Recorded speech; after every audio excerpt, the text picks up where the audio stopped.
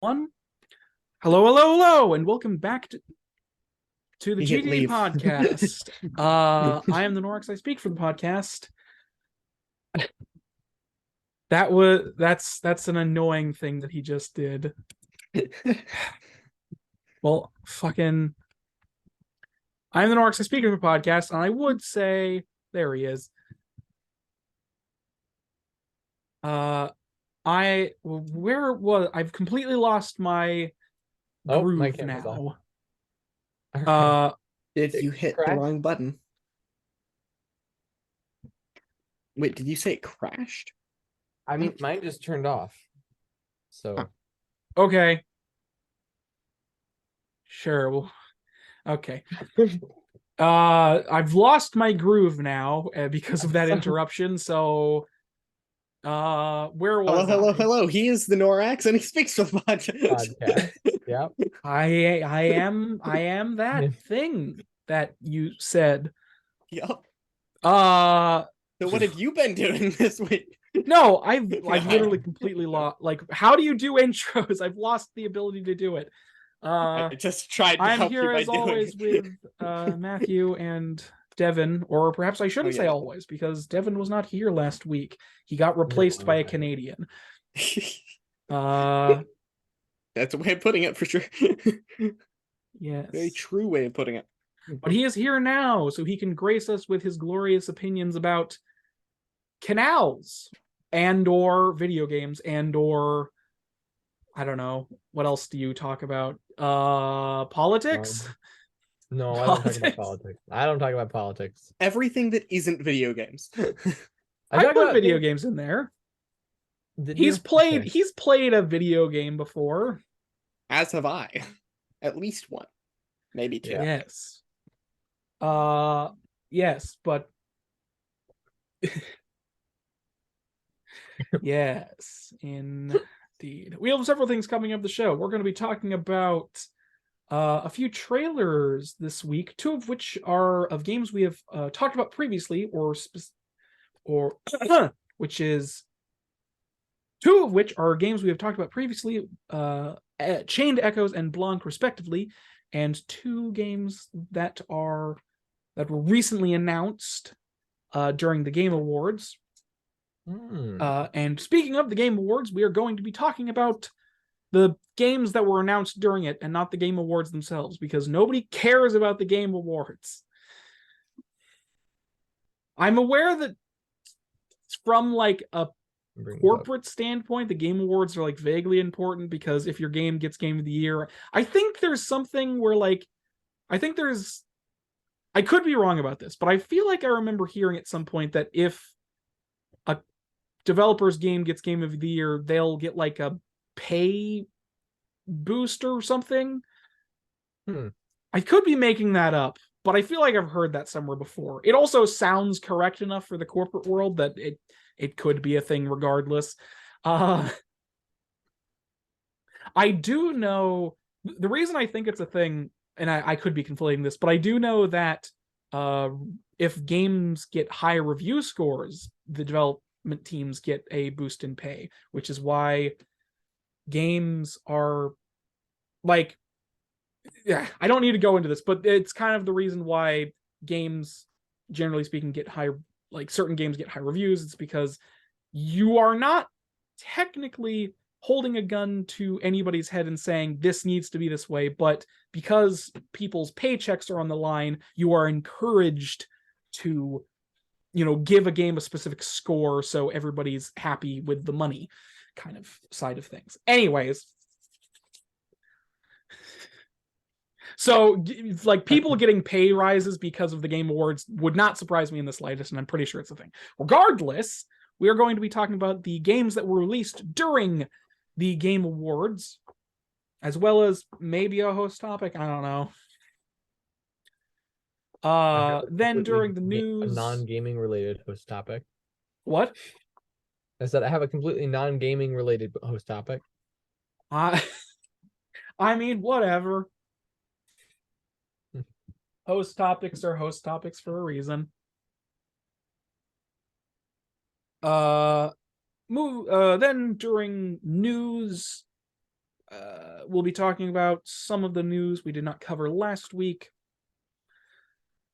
This week, as well as some news that was released within the week of the last episode in regards to, or is it some, finally, after all this time, more Activision Blizzard news has cropped up.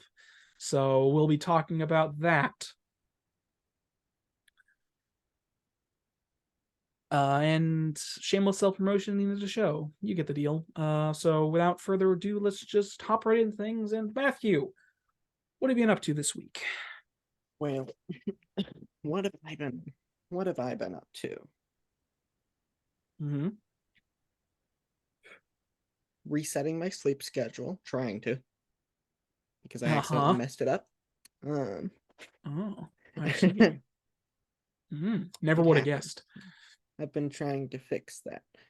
It's a difficult thing, though. Is it? Yeah, you might know that.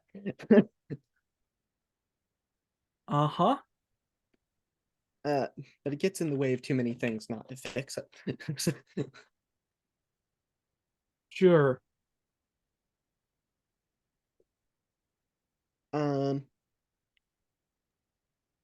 Anything else? I've played Pokemon Violet. I beat the game's main storyline. Yes. I literally have not been 70. following, like, I will say, when Pokemon Legends Arceus came out, I actually did watch somebody play through basically like the first area and a little of the second, because I was like, oh, this game is really interesting and cool. I actually feel like I want to follow this game. When Pokemon and Scarlet and Violet came out, I haven't watched anybody cover it. I've like seen the trailers. I've not been paying attention to that game at all. Wow. I like it. And it's not necessarily because I'm not interested. It's just kind of like, I just don't feel like interacting with the Pokemon fan base anymore. Well, let me put it this way. I think it's a good game overall. I mean, yeah, it's, from what I've seen, it's a fairly standard Pokemon experience with the new open world aspects, obviously. It has bugs and issues and all this other stuff that was covered extensively by the community at large. Yeah, the bugs aren't an issue to me. I don't care about those. But with this game, I noticed, just so tired of the Pokemon because fandom. you can ignore trainers. You can just not fight them. They don't walk up to you in this game. I see. I noticed that I was more underleveled than I normally am, because normally in a Pokemon game, I'm underleveled because I hate grinding. I see. But I'm usually only like 2 or 3 levels under the gym leaders.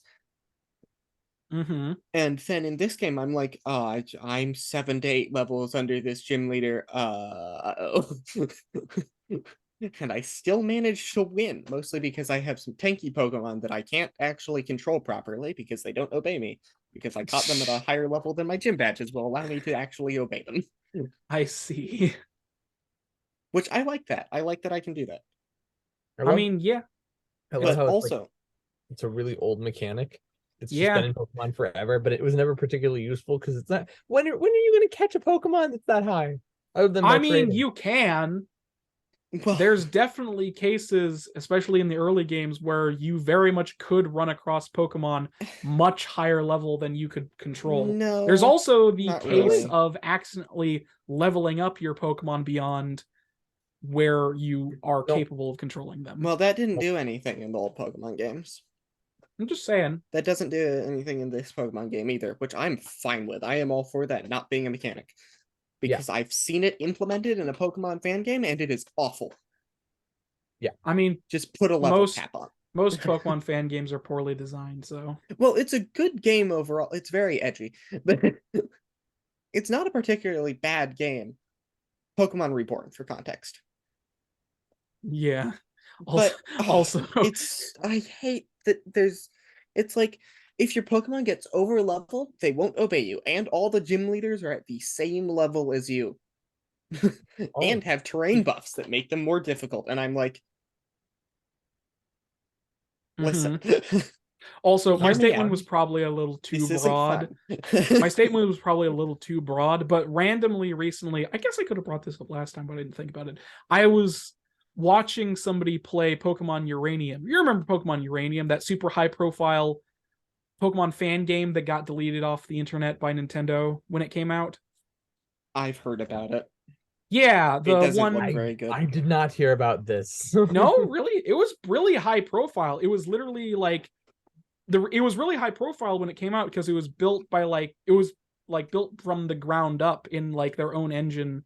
They weren't like using. I mean, they were Wow. probably reusing assets and stuff, but like they were actually designing it and building it themselves. Yeah, because of intellectual property reasons, Nintendo Were they has trying to to sell take it? down any of the games that get big or they risk Oh. losing copyright and that sort of thing. I from mean, what they I've do heard. that for literally any and all fan games. Oh yeah, but there's This actual Pokemon reasons Uranium for was it. very high profile when it came out because two things. Because it had brand new Pokemon that were part of the game, like original Pokemon that the designers were making. And two, it added a new type, which was Uranium Pokemon, hence the Pokemon Uranium. It added a new type, which was Nuclear Pokemon, because the story of the game is that a nuclear power plant explodes at the very beginning of the game and irradiates the Pokemon in the area. That's kind of cool. Yeah, It it's looks really it's dumb. it's your standard. It's kind of standard Very- edgy fan game Yeah. affair. From what I've heard. If there's one thing I dislike, well, okay, if there's one thing I dislike around on the same level as how space mechanics work in real life, it's how radiation mechanics work in real life. Like if only radiation wasn't just depressing, because you can survive being irradiated. Eh, You can survive. No, you can survive being irradiated. You'll probably die of cancer in 6 years, but you can survive. There are animals still living around Chernobyl. They just don't live very long. yeah, well, the thing is, radiation is weird because it's the invisible, like it's literally an invisible thing that just kills you if you get close to it. And there definitely is like high enough concentrations of radiation will just straight up kill you. Well, sure, but oh yeah. Like near like the elephant's foot in Chernobyl. You ever heard of the big blobby thing? Yeah, the elephant's foot. The thing that melted through the floor. It still is melting through the floor.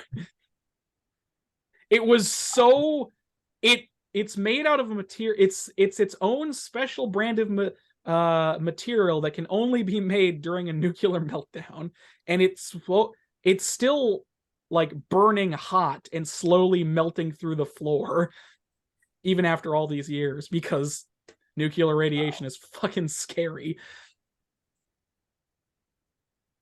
Anyways, sorry. Yes.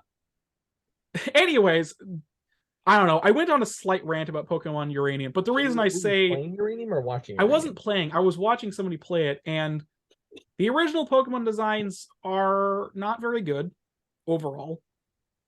It kind of feels like they had multiple designers and for some reason decided to make the Pokemon in Dex order, which means the worst looking Pokemon are the starters for some reason.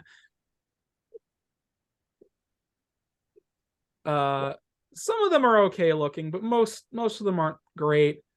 But it also like it wasn't a super large amount of the game, but like it's kind of poorly designed. Like for how high profile and kind of like the game was when it came out, it's kind of poorly designed. The interface isn't very good. It uses I think you level up really slowly for some reason. It uses like Gen something's level up mechanics, so you like gain barely any XP and level up really slowly.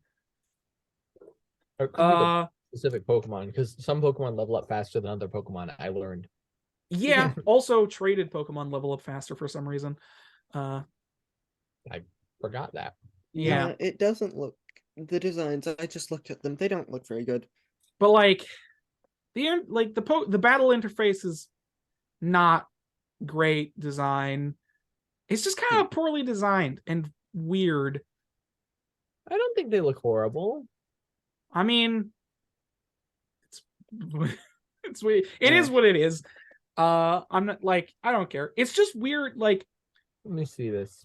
I don't know. It's just this has nothing. This is vaguely tangentially related to what Matthew was talking about, but like, and the fact that I said most fan games are poorly designed. But Pokemon Uranium is just kind of poorly designed. Yeah.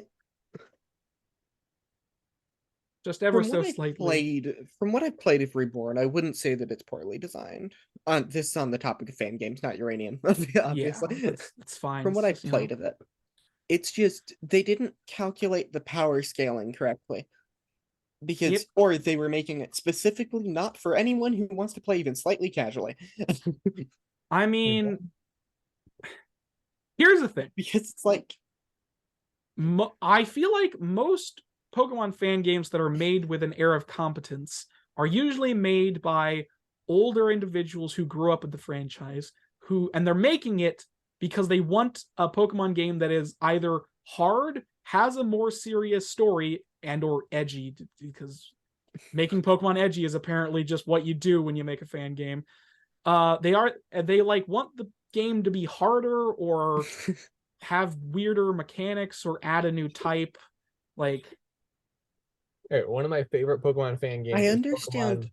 Is Pokemon Snakewood, where you have I remember that, the zombie one. I know, it's so good. It's so horrible, but it's so good. See, that one's a joke. I know, it's like we're gonna make an edgy Pokemon game. No, we're not. We're gonna make the edgy Pokemon game. Yeah. Yeah.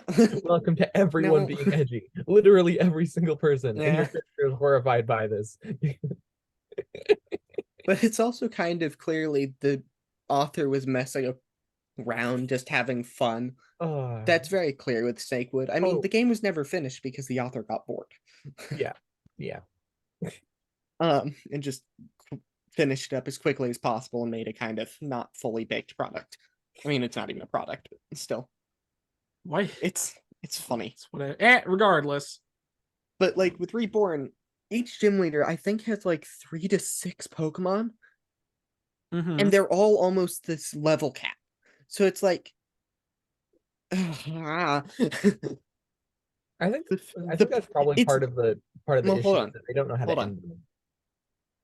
Okay. It's not even the issue with the terrain that buffs the gym leader's Pokemon. I like that idea. It's the fact that you can't level up even 2 levels past the gym. If you get even a level past the gym before challenging it, your Pokemon aren't going to obey you. The Pokemon that's higher level. Now, they did add leveling down candies, which were common candies, they called them. But from what I can tell, they're not the easiest to get a hold of. Because there's one shopkeeper who's there, and then he disappears after a certain amount of the game, and I don't know where to find another one. I've played a certain amount of the game, and then I'm like, I get stuck on a gym leader. I think it's the poison gym I was stuck on, and I was just like, this isn't fun. I'm a little underleveled as is, and I have to level up more, but I can't get above a certain level, and I can't find the common candy guy again. So this just isn't fun. Yeah. Like, the story at least engaged me, even if I thought it was a little too edgy. I was at least wondering what would happen and curious about the mystery. So it's not like it's a horribly written story.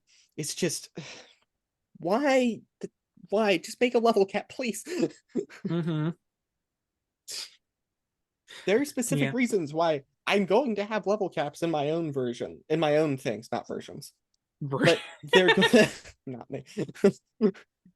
In my own projects with that sort of thing. Fan game of a fan game. No, I'm not doing that. I'm not a fan of Reborn is the thing. Well, it sounds like it. No. Considering you didn't finish it, you're obviously a super fan. Exactly. Considering the fact that I quit because of a gym. Yeah. But I'm like, I can't get far in this gym. I'd have to go back, catch new Pokemon, and then train those Pokemon up. And I hate grinding. And the Pokemon Like, they could have had the Pokemon in the area be higher level, but no, they're Pokemon that are so much lower level that they very slowly level the party up. It's like you have like level 30 or 40 Pokemon, and you're going up against level 20 wild Pokemon. It's like, if you need to grind, you can't. Because it'll take such a long time to grind. No, you see, this is where you're supposed to just be very strategic about things. I tried. And you must not have tried hard enough. You I need to couldn't figure get past the gym because of the You buffs didn't and them being understand the the same level. intricate balance of this poorly designed game. Yes, the overall game design, because if it was just the story I was looking at, it's not that bad of a story. It's a little too edgy, but it's not that bad. If I'm looking at it from a fan game perspective. Its writing doesn't feel super inhuman. Oh, that's good. For the most part. Yeah. And it's not badly written overall. But when you get to the battles, it's like, I'm not supposed to lose these, right? Well, it's just hard. It's hard. You just gotta fight for it. You gotta make. Well, one of the biggest issues was tournament legal Pokemon teams in order to beat. I don't want to do that. I couldn't even get enough I couldn't even get enough money to buy X attacks or things like that to buff my way through. Because you don't get a lot of money in that game, from what I saw. Maybe I was just not fighting enough trainers, but I don't know. It's just like that had to have been, right? The game design around the battle specifically is not very great. Well, I'm like, and they're like 16 gyms. Well, here's the thing. So they're like 5 levels apart each. Why are there 16 gyms? Even for the anime, it was only 8. I know, and there's a reason it's 8. The problem, like, there are ways to do 16 gyms. Like in Johto, they did it, and they just didn't have you level up very far in the main story. But that's not how you would do it with a game that has 16 gyms part of the main story. Hold on. It was the post game when you went to Never mind. I know, but one way you would be able to do more than 8 gyms and still have them further apart in the story for levels is just make it so the level cap is over 100. They didn't, from what I can tell, they don't make the level cap over 100. So after a certain point, from what I've seen of playthroughs, you have like level 90 Pokemon, and it's gym, little bit of story, gym, little bit of story, gym. Right. And you're slowly leveling up your Pokemon. Yeah. Yeah. Also, I will say, for like, Pokemon's battle system is very simple. For what it's worth, it can be somewhat complex, but for what it's worth, it is a decent battle system that works and is completely fine. And it is, honestly, if you don't know what you're doing, pretty easy to fuck up. In terms of the design, I mean, like if you don't, like, it's honestly pretty easy to mess up the battle system in Pokemon, just because it's fairly simple and well put together. I can speak from experience in this. Destroyed by him in a game of random Pokemon battling on Pokemon Battle Simulator. And part of the reason I got destroyed was because I did not know what my moves did. Right.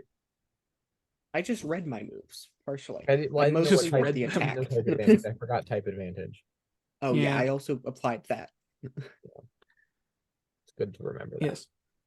Also, since we kept mentioning edgy things, because this is something I thought about as well when I was looking at. This is something that I thought about when I was looking at Pokemon Uranium, because there aren't the quote unquote edgiest official Pokemon game isn't even from the main series. It's Pokemon Coliseum or Pokemon XD. Pokemon Coliseum is arguably the edgiest official Pokemon game simply because of its contents.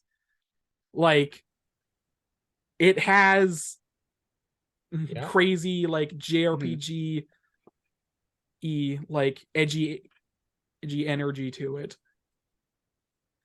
It like you steal other people's Pokemon. Wait, what?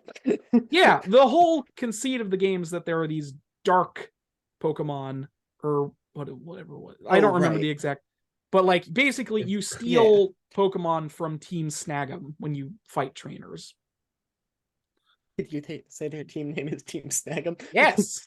They deserve to be so in front of that one. Yeah, I mean, a lot of the like the character designs are very like over the top JRPG-esque, which I'm aware the Pokemon is a JRPG, but it like look at some of the main villains. They are it like absolutely insane looking. I personally like Pokemon Stadium. It doesn't feel like a Pokemon game. No, Pokemon Coliseum. What?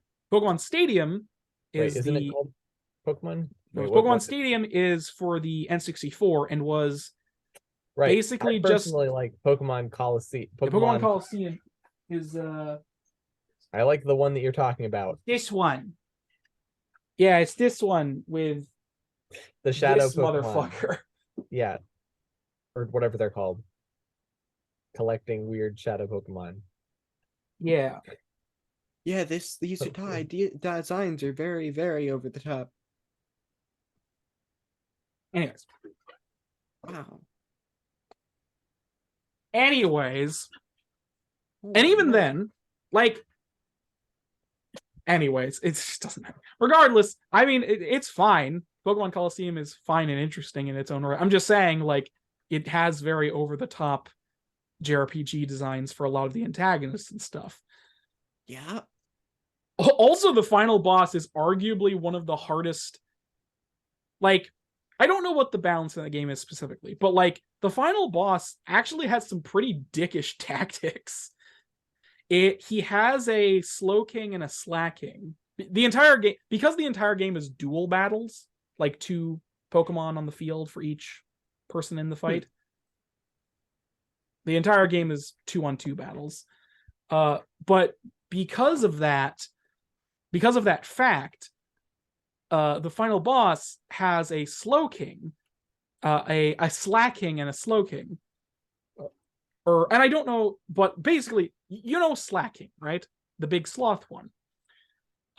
He only attacks every other turn because his stats are basically better than most legendary Pokemon. He's one of the most broken Pokemon in the series. Yeah. The final boss uses skill swap to make it so Slacking can attack every turn. Oh my god. That is super, super dickish mean tactic, but all kind of amazing.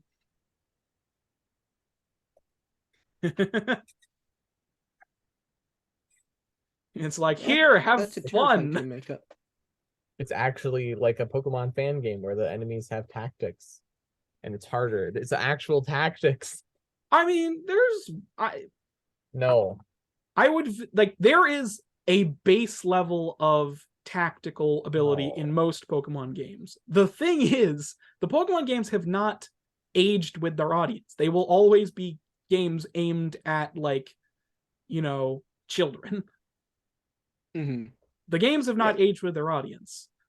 They are always going to be aimed at a specific set of individuals. So all of the games are always going to be in this like category of kind of easy, not too complicated, which is fine. It's Pokemon. It's like, and it's not like fucking Game Freak has much of an opportunity to think very heavily about what they put into into the games anyways. Like seriously,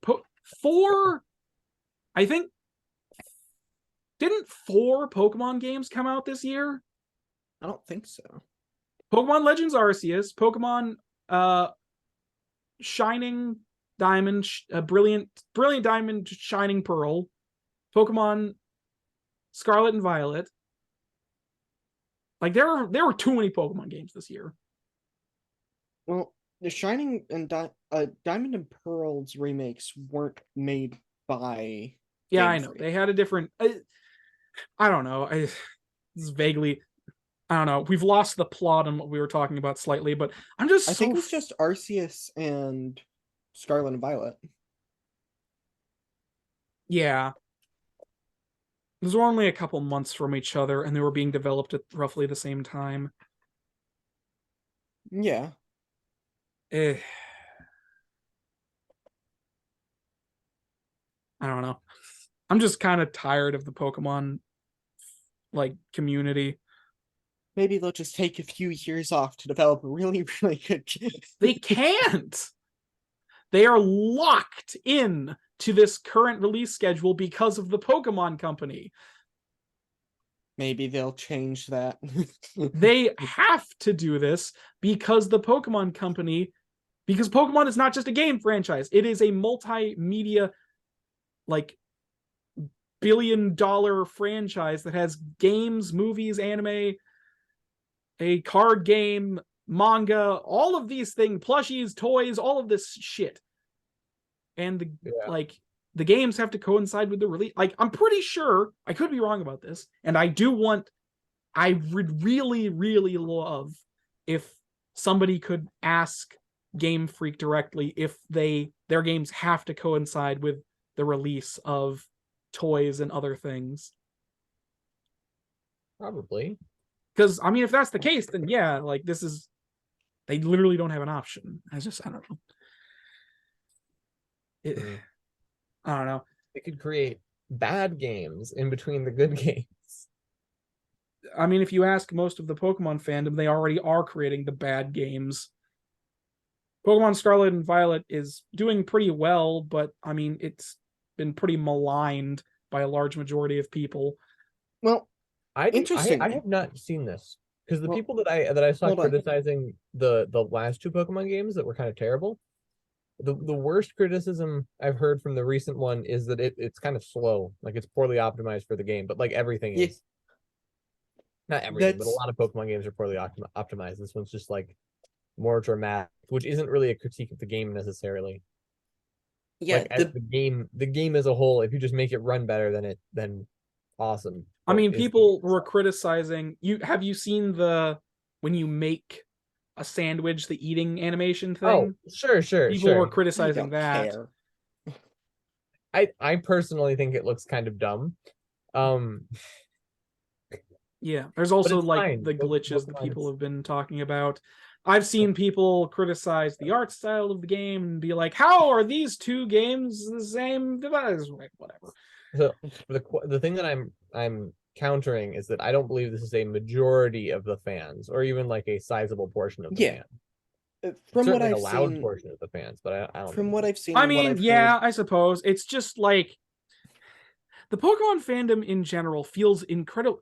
The Pokemon fandom is kind of like the Star Wars fandom. It feels almost impenetrable to like try and figure out what the hell is going on.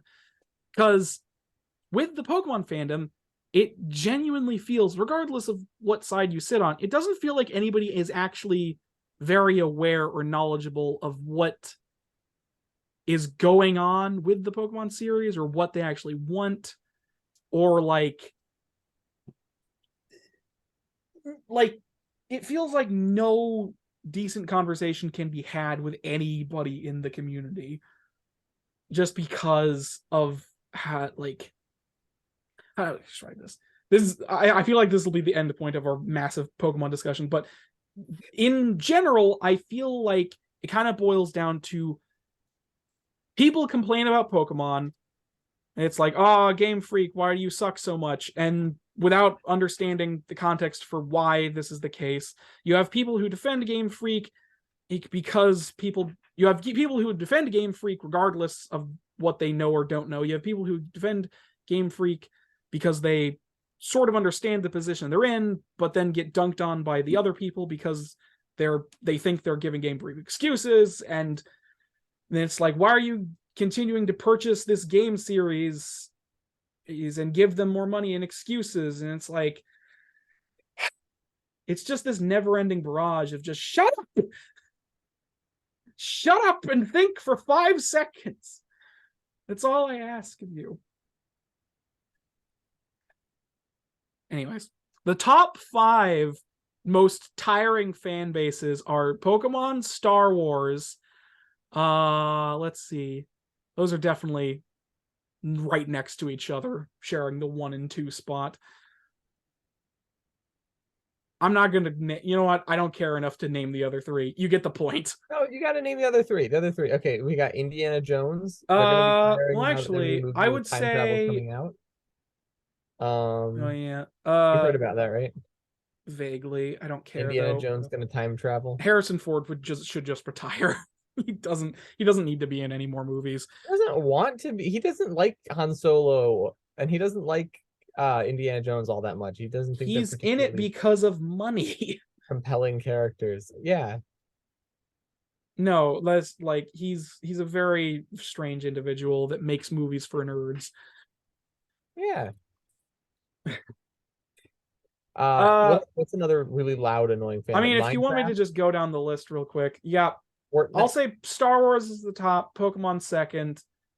What else? Okay. Am I? Rick and Morty. They're pretty insufferable. That's a fandom I have heard. They're pretty insufferable. I don't think they're quite at the level of those though. Do I just have like, I don't know.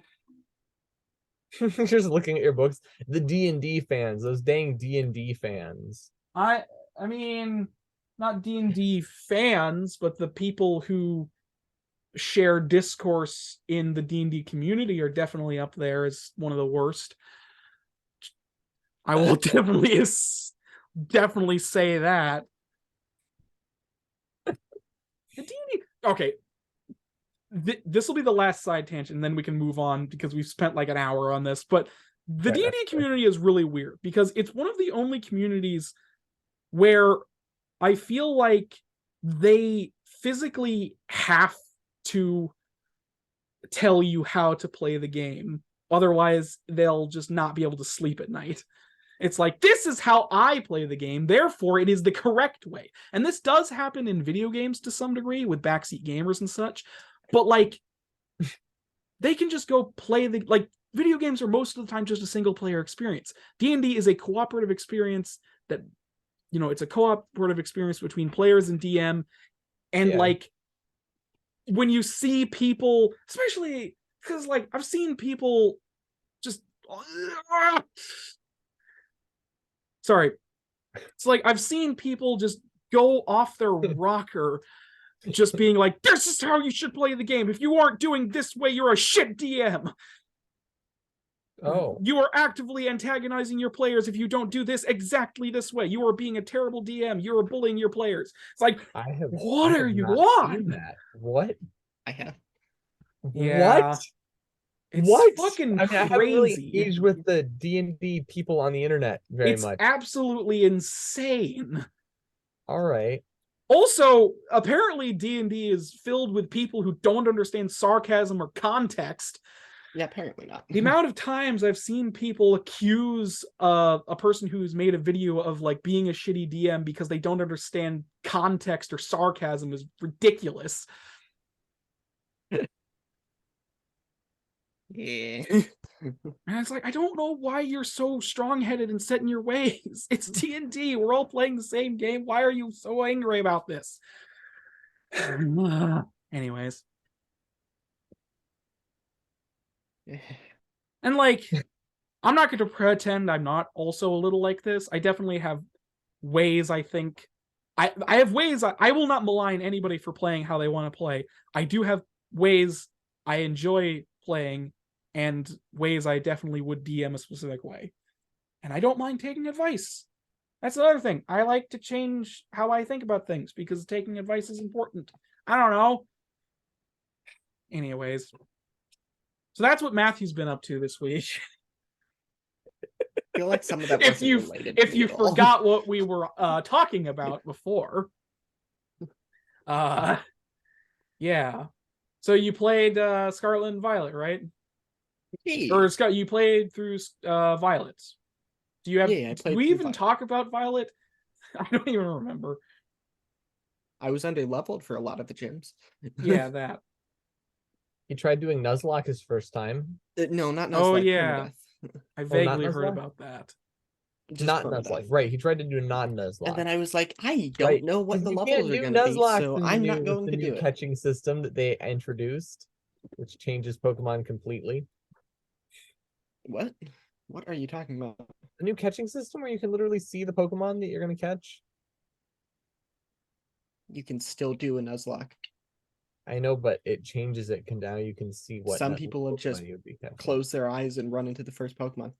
That's a change. That counts as a change. Yes, you're right. No, it isn't.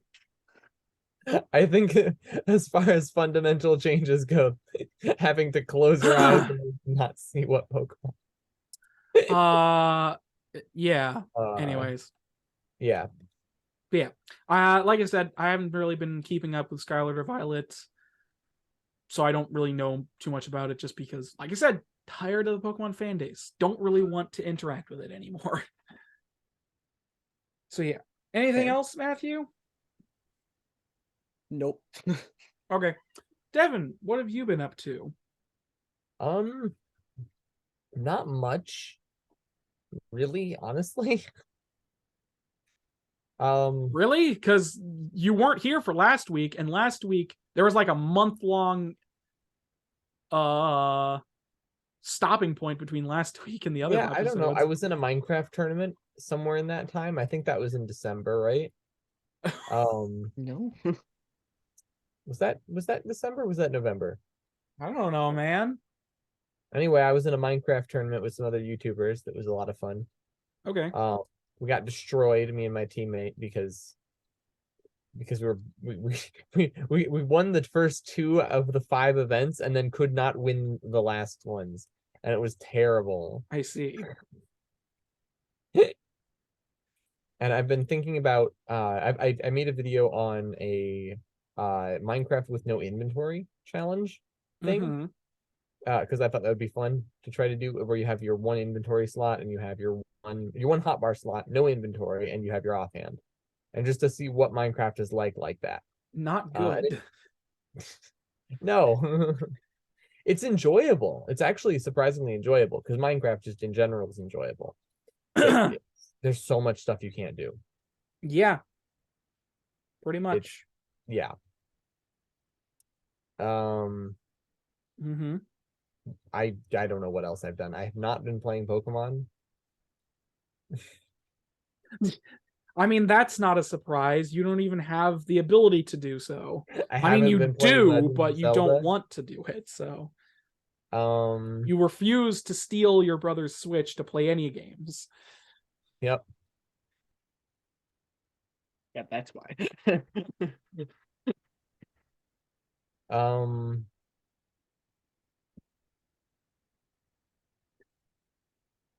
right Yeah, then.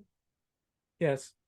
I haven't got much Okay, that's fine. other than like playing Magic, which does not count as a thing. And It's a painting. game.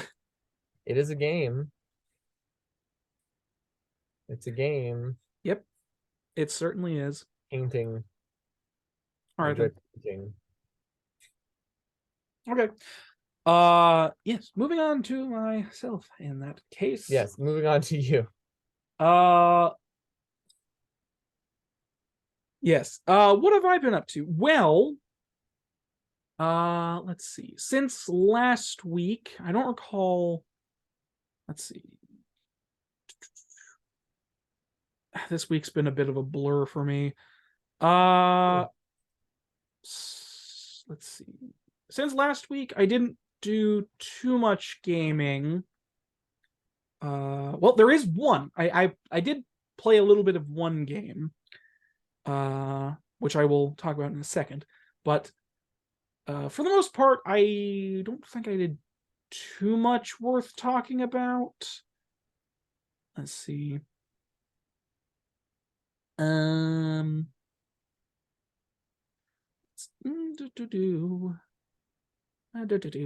Yeah. Okay. So I didn't do too much worth talking about in particular, aside from play one video game, a little bit of one video game in particular, which is something we talked about last time, which is, I said I would do it, and I ended up doing it. Arin, the Book of Heroes, the demo for Arin, the Book of Heroes. This is a game if you don't recall, this is a game we looked at last week. It is a dungeon crawl. It is a multiplayer dungeon crawler where you, excuse me, it's kind of roguelike-y as well. Actually, hold on. Let me open this up so I can have something to look at. Arin, Book of Heroes. Arin, the Book of Heroes. This was one of the 2 games we looked at last week that had a demo available, so I downloaded it and started playing it.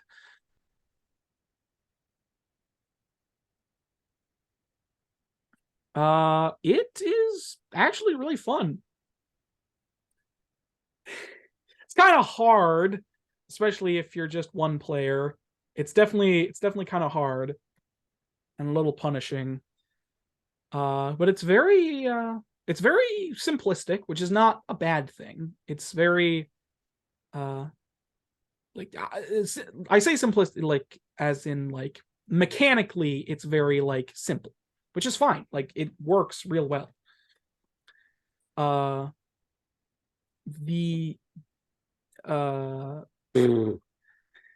The demo that I played, I'm not sure how deep into the game it goes.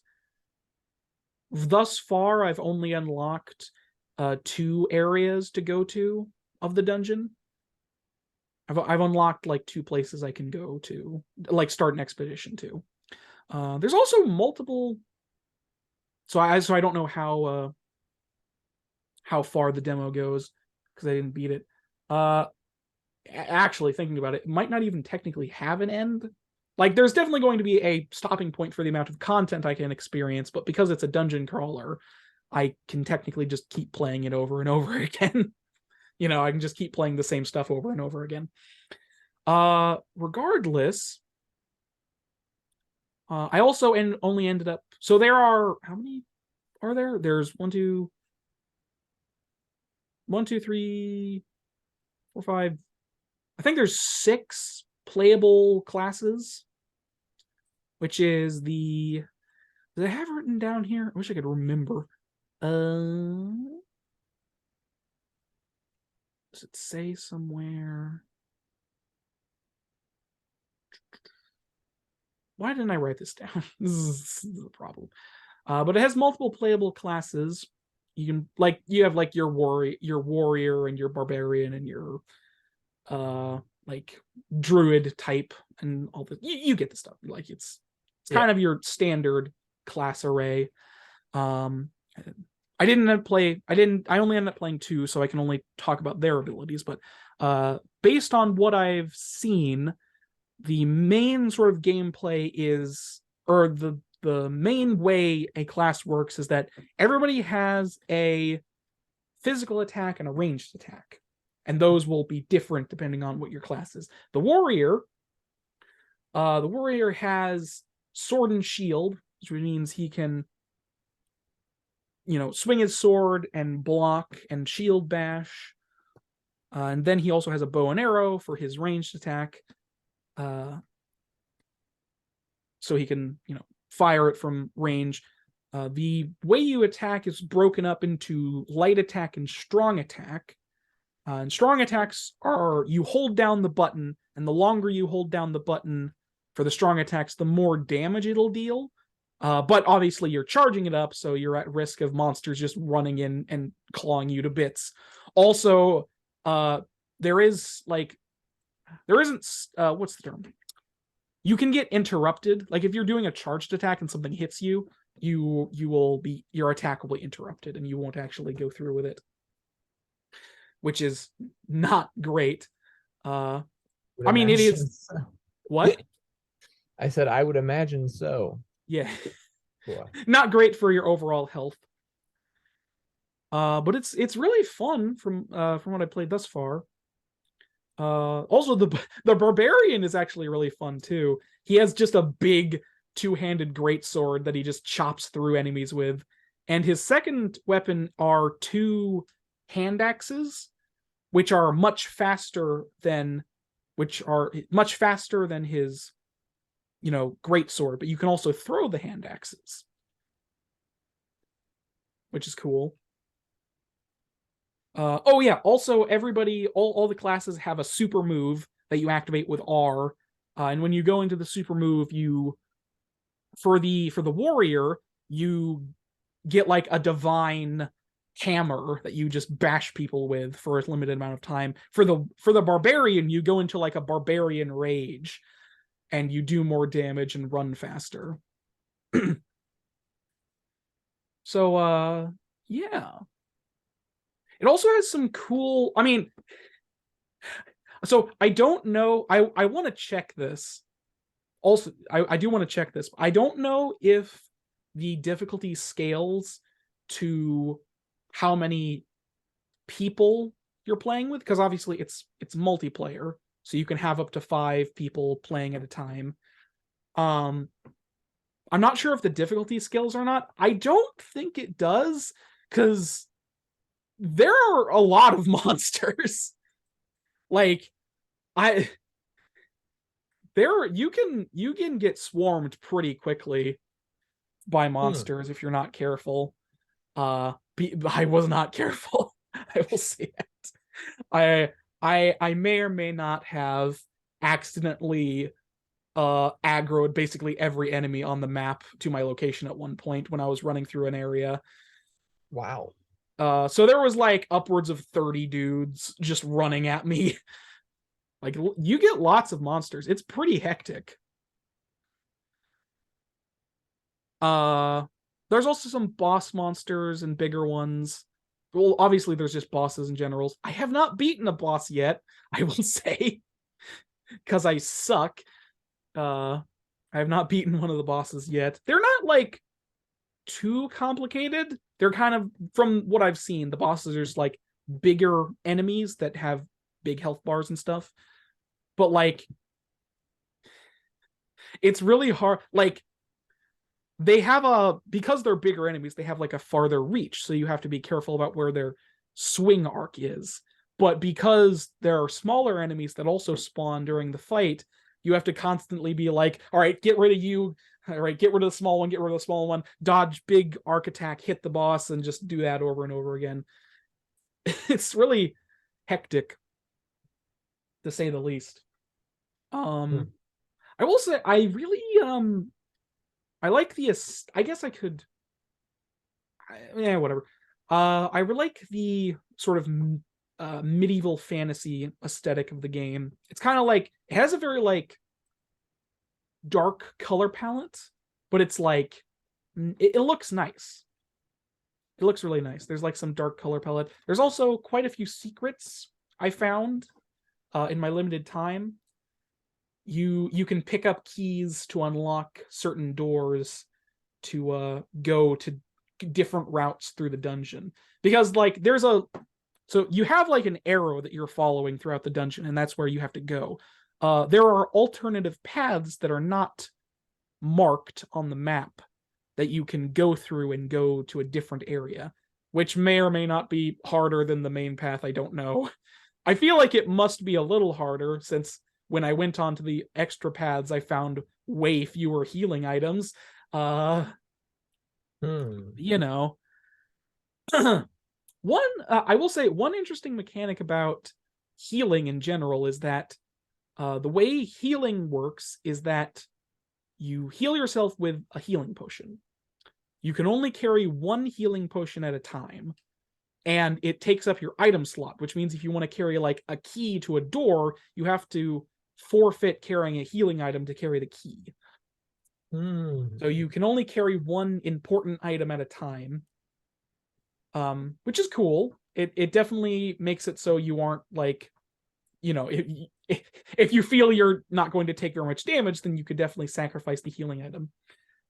And the way the potion works is that when you take damage, your health bar will go down, and it'll be like your green health will go down, and there'll be like red where it was.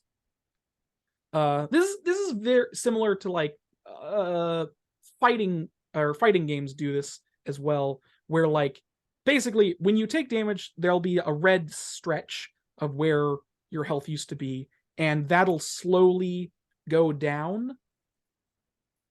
The healing potion will heal up to where the red is. So it won't heal you fully, it'll heal up to where the red bar is of damage you took. But obviously, since that slowly decreases, the amount of health you will heal overall goes down. Also, if you have full health and heal a healing potion, it heals you like barely anything. So you really want to use healing potions when you've already taken damage and have red to heal up. There's also a shrine, a green shrine that you can save at, and it heals some of your damage, and also gives you a second life essentially. So like if you go down and if you have rested at a green shrine and you go down in combat, you will just get back up with a bit more health after sitting there for a few seconds. Otherwise, you're just gonna die. There's also another type of shrine, which I have not used at all because it's a multiplayer-focused shrine, which resurrects a dead hero. But obviously, if you're single player, it doesn't work at all because it's just you. Yeah. I will say those resurrect dead hero shrines are pretty frequent, so you won't go very far without having the ability to resurrect one of your party members. It's actually pretty kind in that regard. You won't go very long just sitting watching people play. That's smart. Yeah. But overall, it's a very, very fun little dungeon crawler. I'm excited to see what's available in the full game. So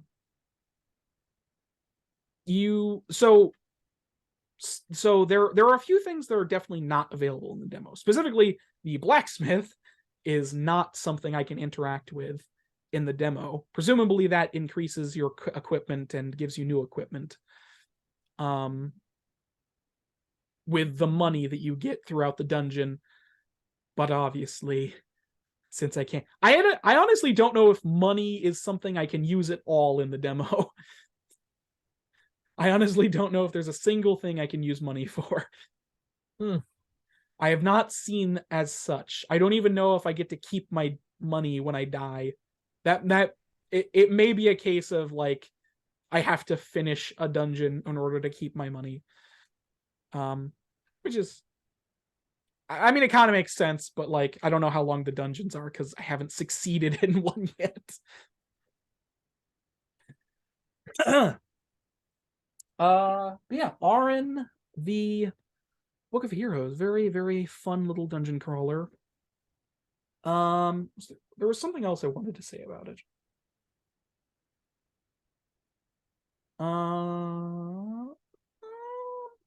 What was it? Oh yeah. Just in terms of like, I've mostly been talking positive about this game. There are a few little weird things with it that I will say.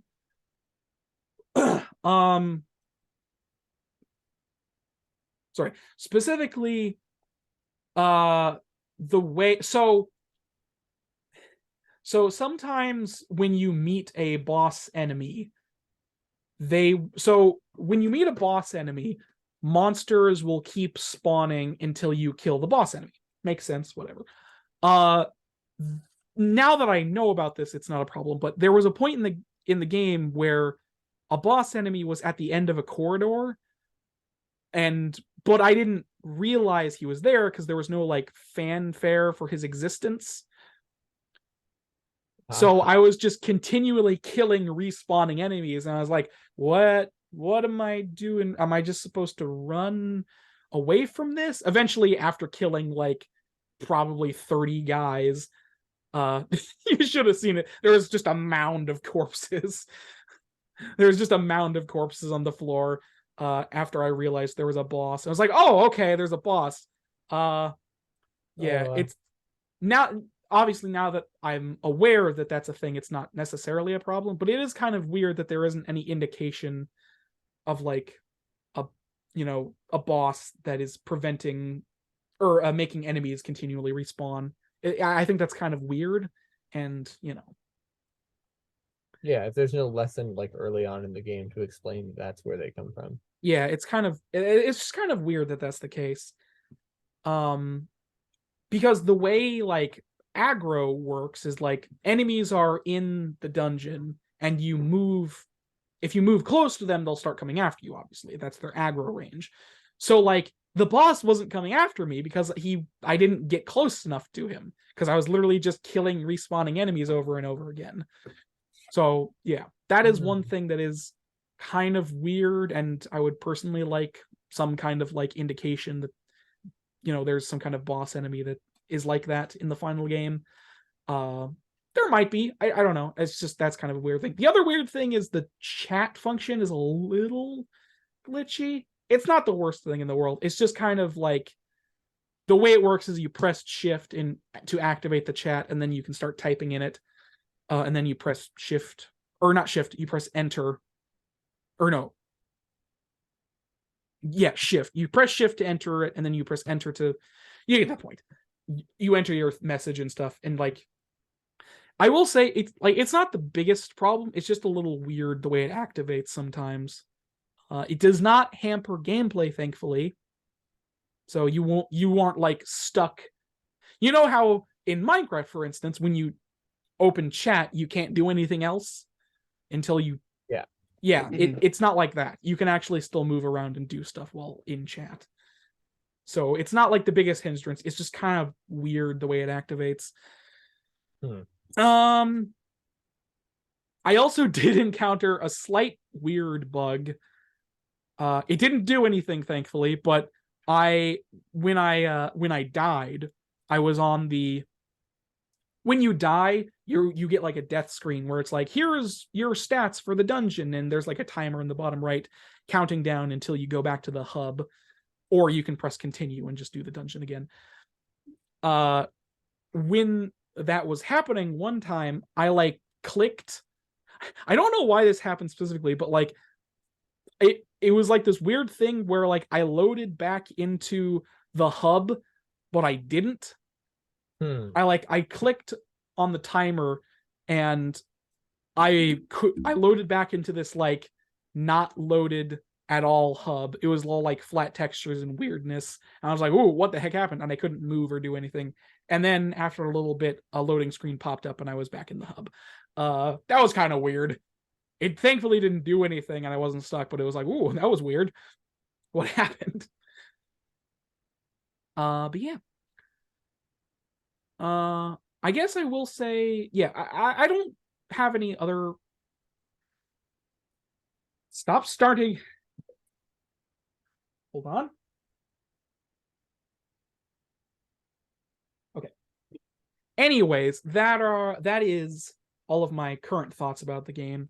I haven't played it with other people, so I can't really say if the multiplayer is good or not. I'd imagine so. It seems, I mean, the game itself seems pretty functional. Overall, it's quite fun. And I would like to play it with some people in the near future, potentially. So yes. Yeah. And that's all I have to say about Arn Book of Heroes. And just as a reminder, it has a demo, so you can play it, you can try before you buy, and it is going to be released May of next year. So there's still quite a few months until its official release, but for now, demo is pretty good. And that is all I have done this week. Thus far. As if there's any more of the week.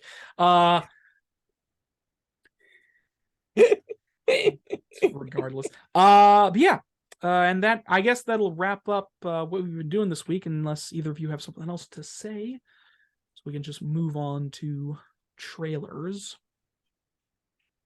Yes? Sure. Okay, cool.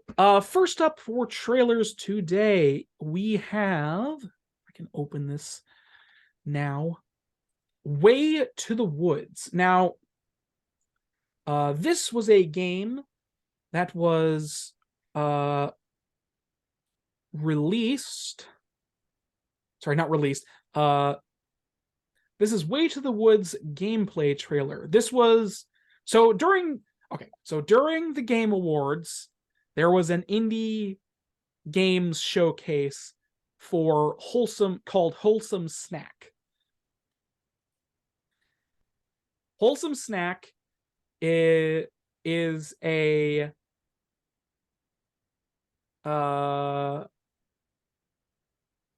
freaking open this. Sorry. Wholesome Snack is a brain. Yeah, Wholesome Snack basically did this indie game showcase during the Game Awards about a bunch of wholesome games. Just like games that are wholesome and cute and fun and nothing terrible about them whatsoever. In terms of context. I don't know about the game itself, but you would know what I mean. It's like wholesome. So yeah. Wholesome. So they did a Wholesome Snack Game Awards edition where they revealed like 30 wholesome games during it. We're not going to cover all of them. I just chose a few choice examples that seemed outwardly interesting. I'm sorry I can't cover them all. It was literally like 30 games. Gee, so many. Anyways, but the first up is Way to the Woods. Way to the Woods is a sorry. Way to the Woods is a oops, no, go away. My things are all freaking up. Is a melancholic game about two deers in a desolate world who must find their way home. Yeah. So you play as. So both those. So that trailer is in the thing if either you want to look at it. I'm also going to go ahead and open this up. Doop. Of course. Whatever, you get the point. So fucking brain. Why did I lose my train of thought? Why do I suck so much? Help me. What is this? So so Way to the Woods is as I said, a melancholic game about two deer, specifically it looks parent and child deer, most likely. From the gameplay trailer, it seems fairly what's the word? Like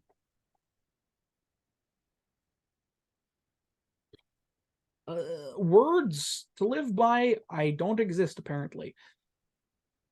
Okay.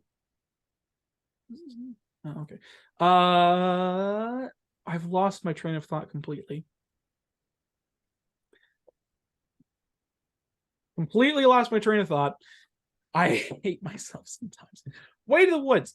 You play as a parent deer leading your presumably child through a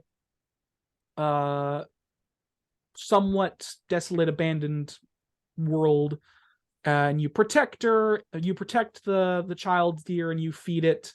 There's like a section where you can like bash your head against a vending machine and feed the child deer chips. It's very cute. It's a very cute little just lead your child through a world game, you know. So specifically, a deer and fawn must embark on a journey through an abandoned world of the unknown to get home. A third-person adventure game solo developed by Anthony Tan, featuring soundtrack from Avi and Sarashu, composers for the show Steven Universe. So this is developed by One Pixel Dog and published as well. So this is made by a single man. This made by a single man. It's actually pretty. What? Impressive. Yeah, Yeah. it is. It is actually fairly impressive. Made by a single man. Also,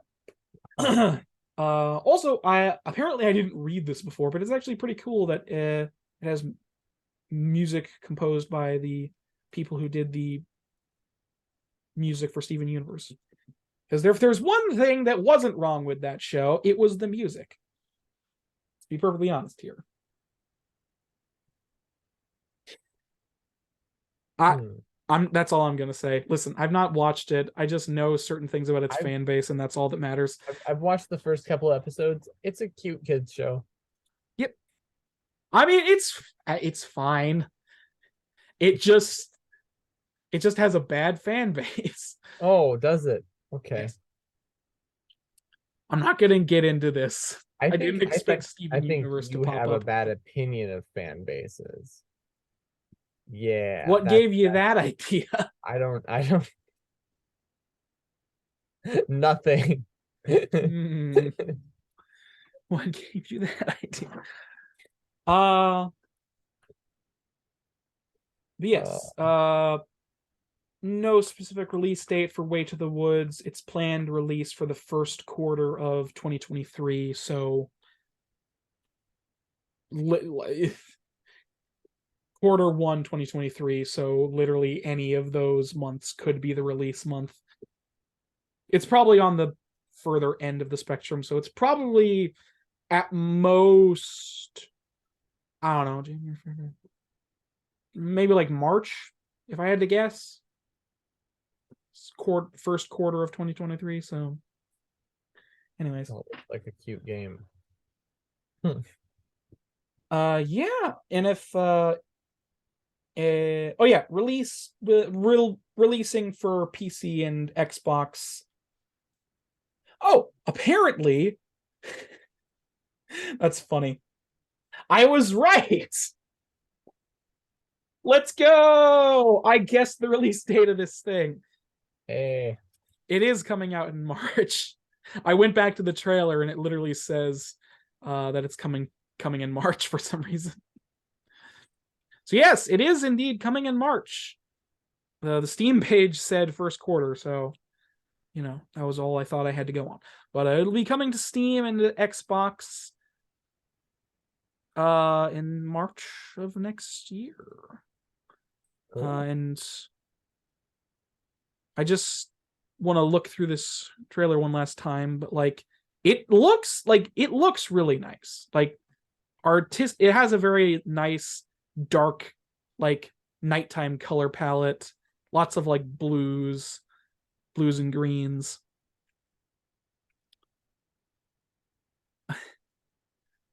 And I don't know, it's just I like this genre of game. I have a soft spot for this genre of you are a parent animal leading your children through a world.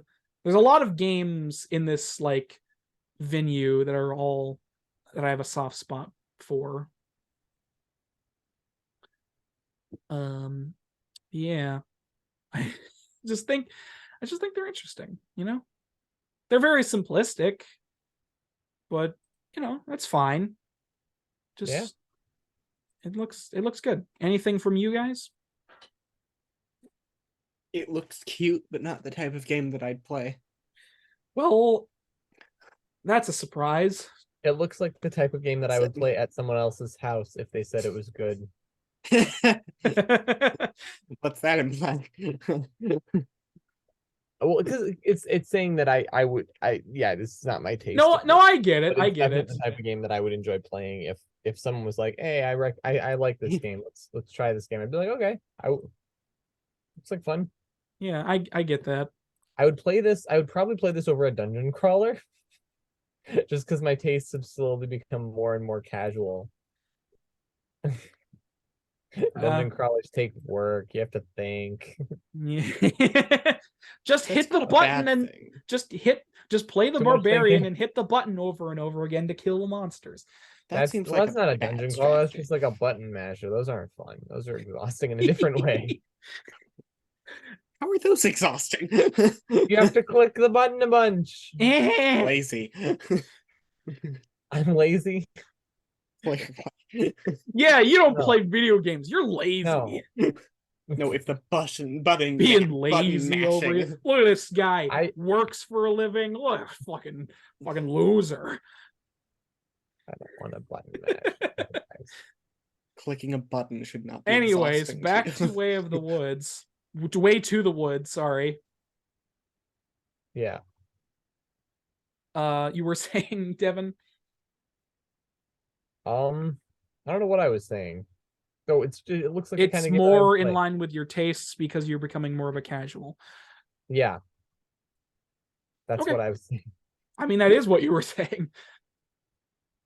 It's Okay. good fun. It's so sad. What? It's so sad. Yeah, it's happy though. I can't even play Minecraft anymore. I can play Minecraft some. I just have to remember that it exists. I have to All right, remember that then. non-PvP versions of it exist. We do have a server. We do. That's a good point. I But haven't that's been on also- that thing in like a month and a half. I haven't been on I in a have little so bit. much iron. I have like a double chest of iron blocks from that month and a half from me having done nothing. Makes sense. Makes sense. Yes. Good. Anyways, Way to the Woods. So that's all you guys have to say about it, presumably? Yeah. Just a cute little game there. And I will say the trailer has kind of a weird aspect ratio. I don't know why. I don't know what this was captured on. Or like it kind of like it's in a square with like bars on either side. I don't know if that's indicative of what the game is going to look like, but it's kind of weird that it's in this aspect ratio. That is not something I would have noticed. Yeah. It's just I will that's like the only kind of weird thing about it. I'm assuming this is just a byproduct of how it was captured on the event, and I'm going to give it the benefit of the doubt. Otherwise, I hope this has a gameplay purpose. Yes, Way to the Woods. As I said, releasing March next year. So be excited for that if it's your kind of thing. Otherwise, don't, I guess. I don't know. I'm interested in it. If I have money, I'll certainly get it and play through it because it looks very cute and fun. Next up, we have another game featured in the Wholesome Snack Indie Showcase, which is Europa. Not the planet Europa, by the by. It's a fantasy world. The game is called Europa. It doesn't have anything to do with Jupiter's moon, as far as I'm aware. Okay, it's not a planet. Europa is a moon. Okay. I knew what Europa was. I just thought it was a moon, and I was right. Yeah, it's one of Jupiter's moons that is mostly covered in water and ice.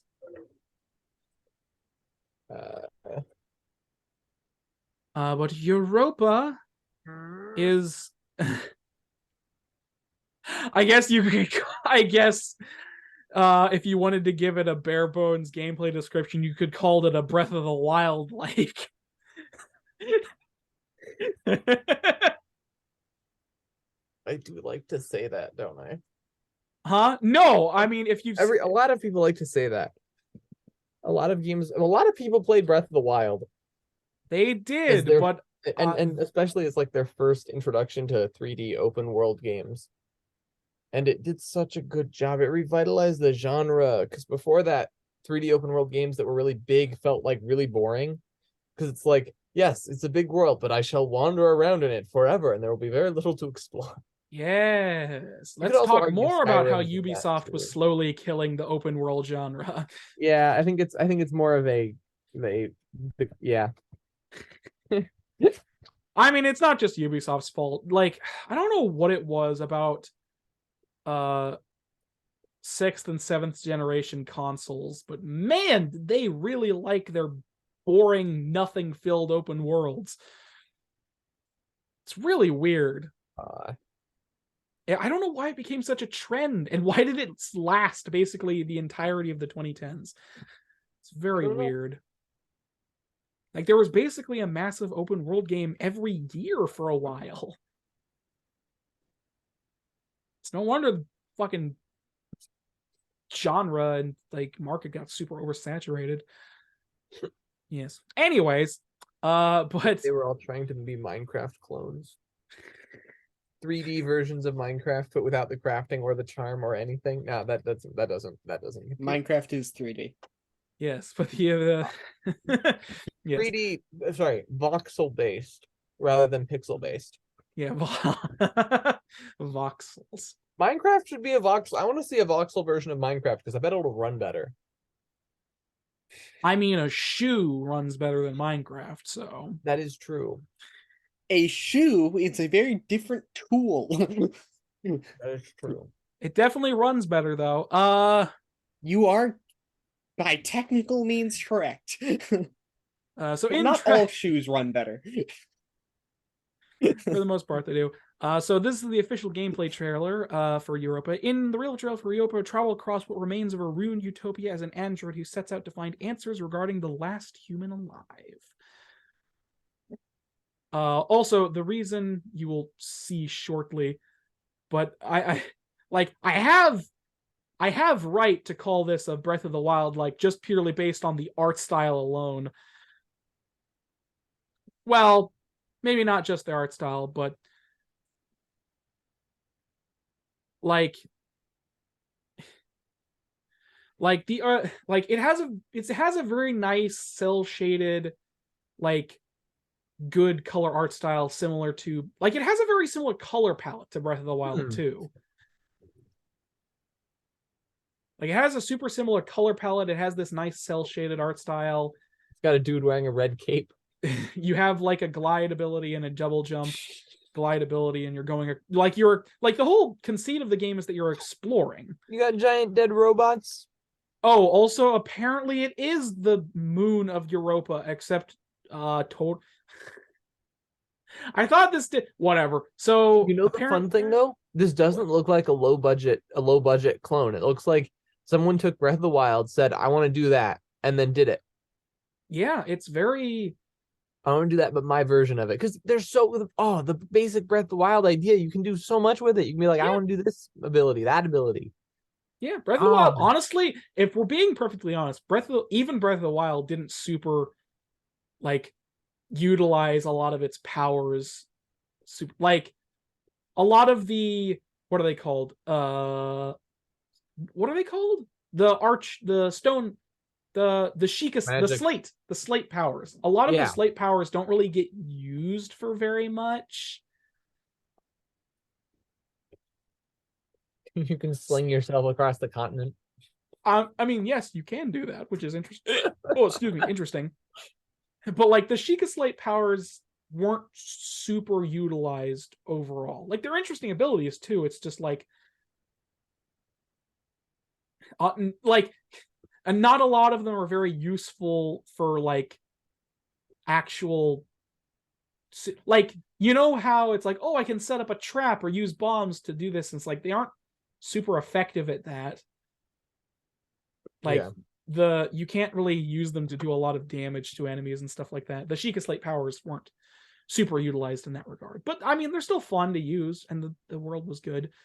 But and some of those friggin' puzzles are impossible. It feels like.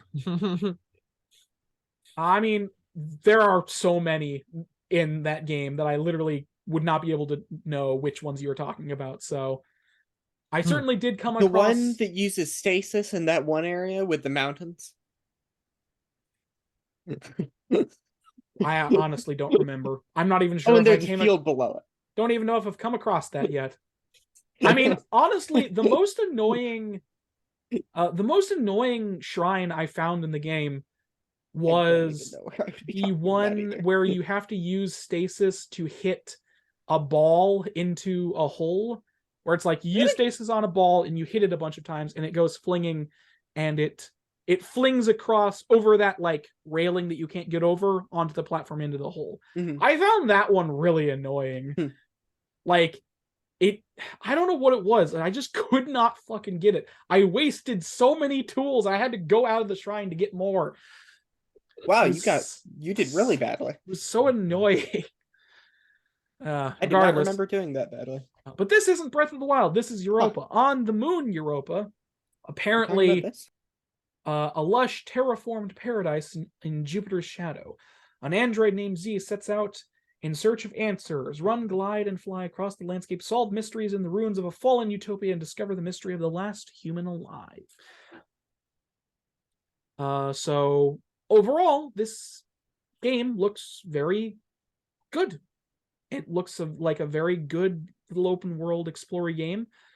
There are definitely a lot of Breath of the Wild signs. I mean, that giant you remember the big dragon that floats around in Breath of the Wild? There's that kind of thing in this as well, with that big robot that floats around.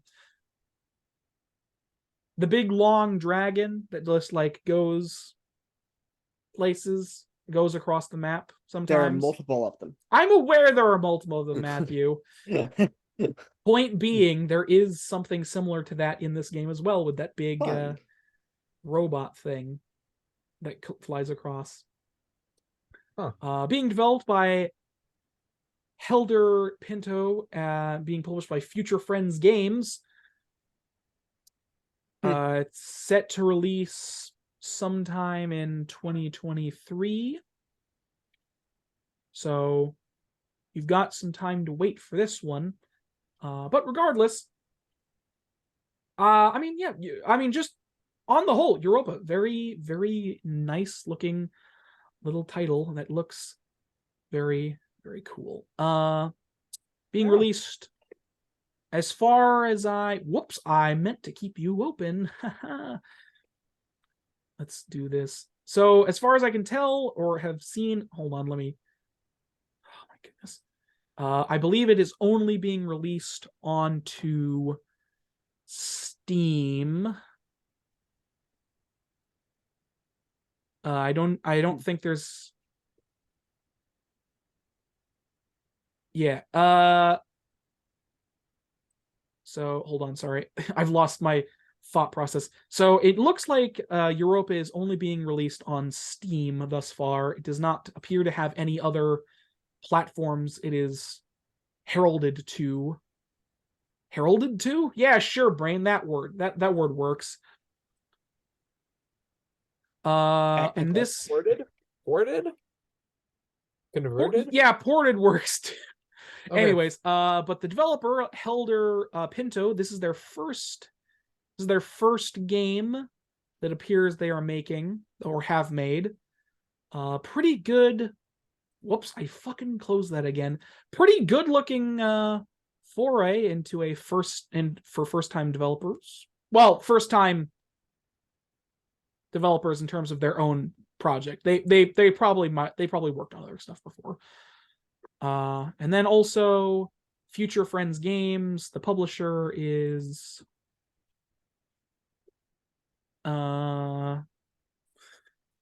fucking Future Friends Games. Is a indie. Oh my goodness, why aren't you loading? Oh, actually, oh wow, they actually helped. So they have a bunch of stuff. Future Friends, what is they called? Future Friends Games. This publisher has a lot of stuff that they've done under their belt. They've done a lot of PR and marketing projects, and also publishing for a bunch of well-known games that have come out over the years. Very interesting. All right then. At least they have a good record and aren't it's always something want to look into just in case, But hey, what are your thoughts on this Europa title? Looks interesting. All right, good to know. I know. Yeah. About the same thing. Really? I mean, I think I shared my thoughts when we were talking about it a second ago. What'd you Right? say? I said it. What did I say? Um, Apparently, I wasn't listening. apparently I didn't say it very effectively. Um, Okay, good to know. Even you can't remember I what you said it, said. I said it's neat to it'll be neat to see more. It is neat to see more uses of the uh what's it called, formula, the Breath of the Wild formula, or Breath of the Wild, not formula, foundation, the Breath of the Wild foundation. Yeah, I will yeah. always like those. They look good. That Hmm. Yeah. Okay. I don't know.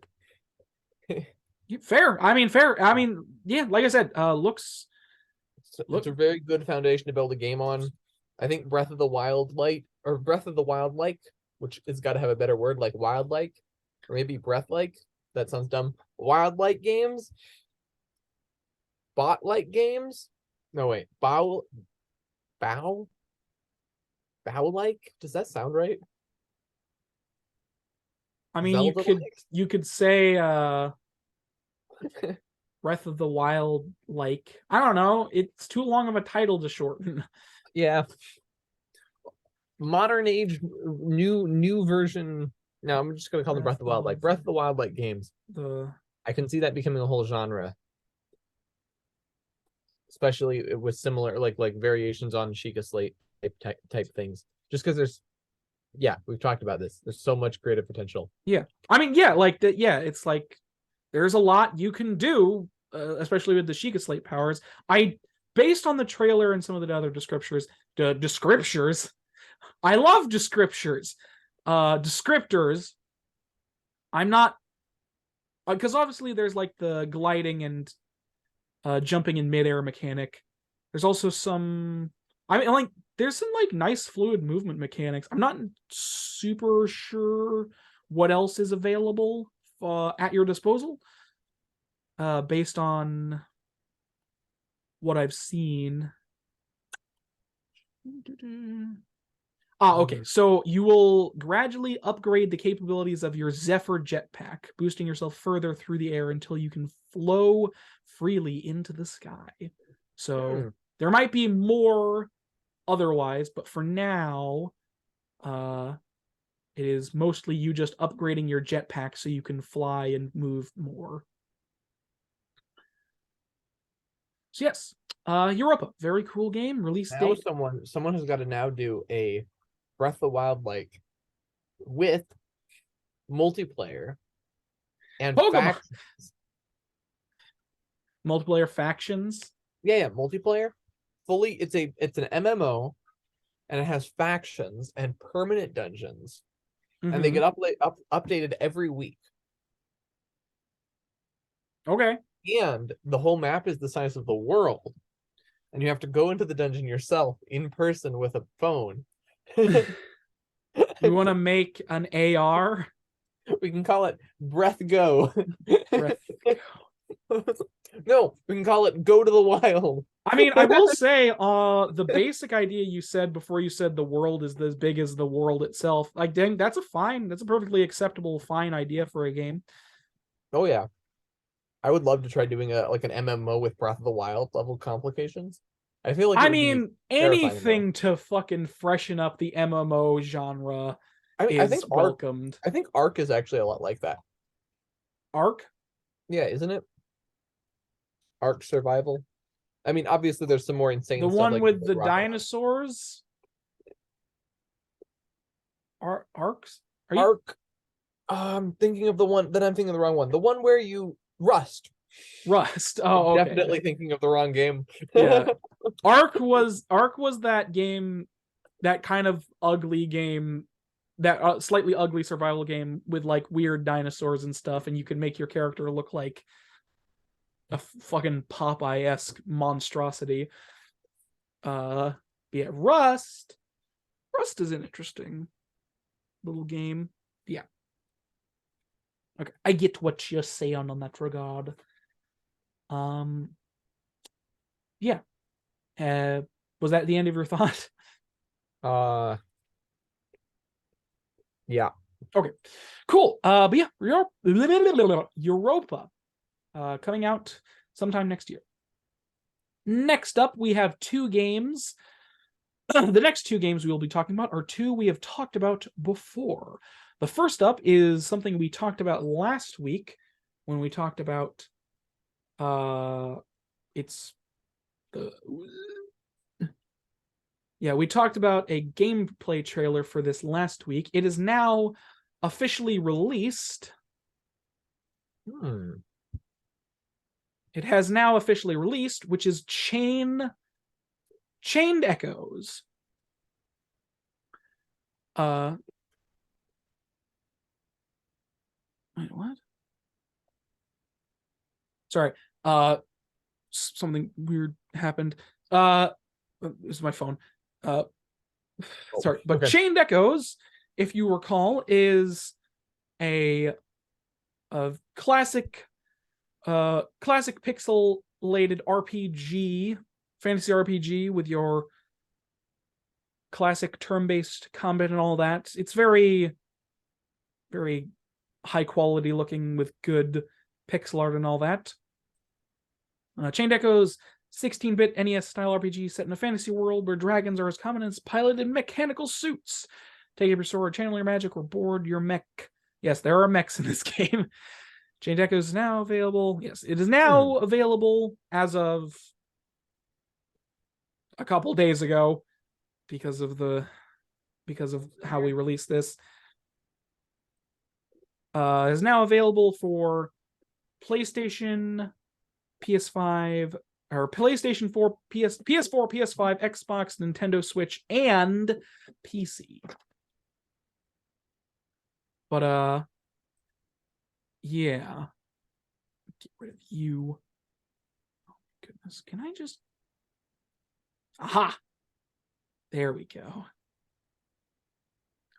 So...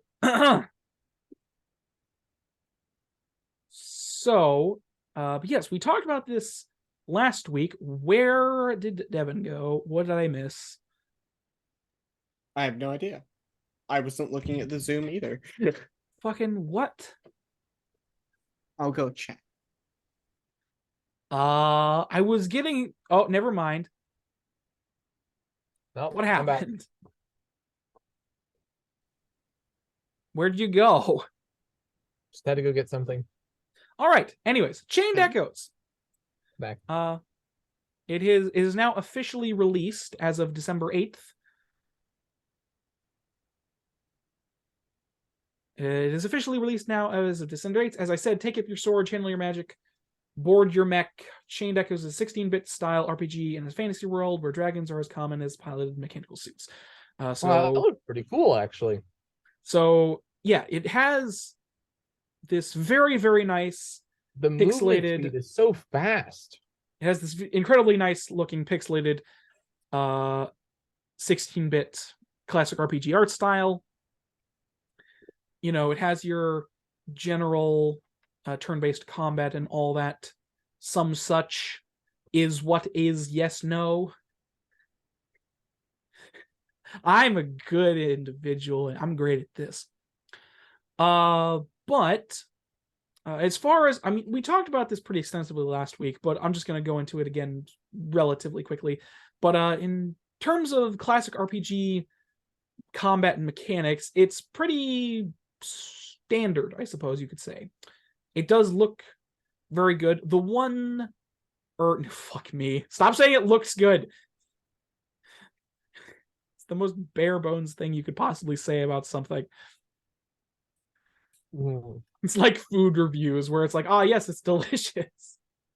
Melts in your mouth good. Food reviews. I mean, the trick with food, it's not actually, that is kind of funny. With food, you can, it's one of the few things you can really just be like, it's good, it's not good, and people will be like, all right, I appreciate the review. But you're like, the video games, it's good, awesome. What does that mean? Yeah, it's not. My descriptors are running low today, I guess. It looks it looks really like exciting. Like I think they intentionally sped up the movement so that modern players will feel like they're to appeal to modern players basically. It looks like it moves around a lot, so there's a lot to follow and move around with, and it looks dramatic, and it's given me like Last Exile vibes, which I really like. It's a very exciting anime. Oh. No, I it's not see. giving you Last Exile vibes. It gave me Last Exile vibes. No. To be fair, I did not watch. It's giving me Last Exile vibes, but without Last Exile spoiler ending. You know that Last Exile is a very slow-paced series, Yeah, right? yeah, it's giving me high paced Last Exile vibes. So not Last Exile. Oh goodness.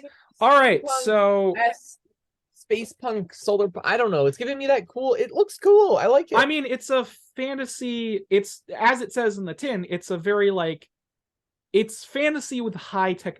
It's like a high tech fantasy environment. So you have all these fantasy creatures like dragons and wolves and dire rats and all that garbage, not garbage stuff. My brain. But you also have like a lot of technological advancements like flying ships and mecha suits and all this other stuff like robots. Yeah. So it's a good style. Like I'm not going to say this is common per se, but it is like, what's the word?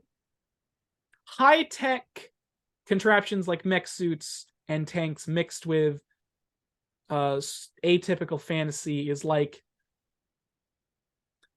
I guess I would say it's not common for the genre, for the like JRPG genre, but it's definitely something I've seen done before.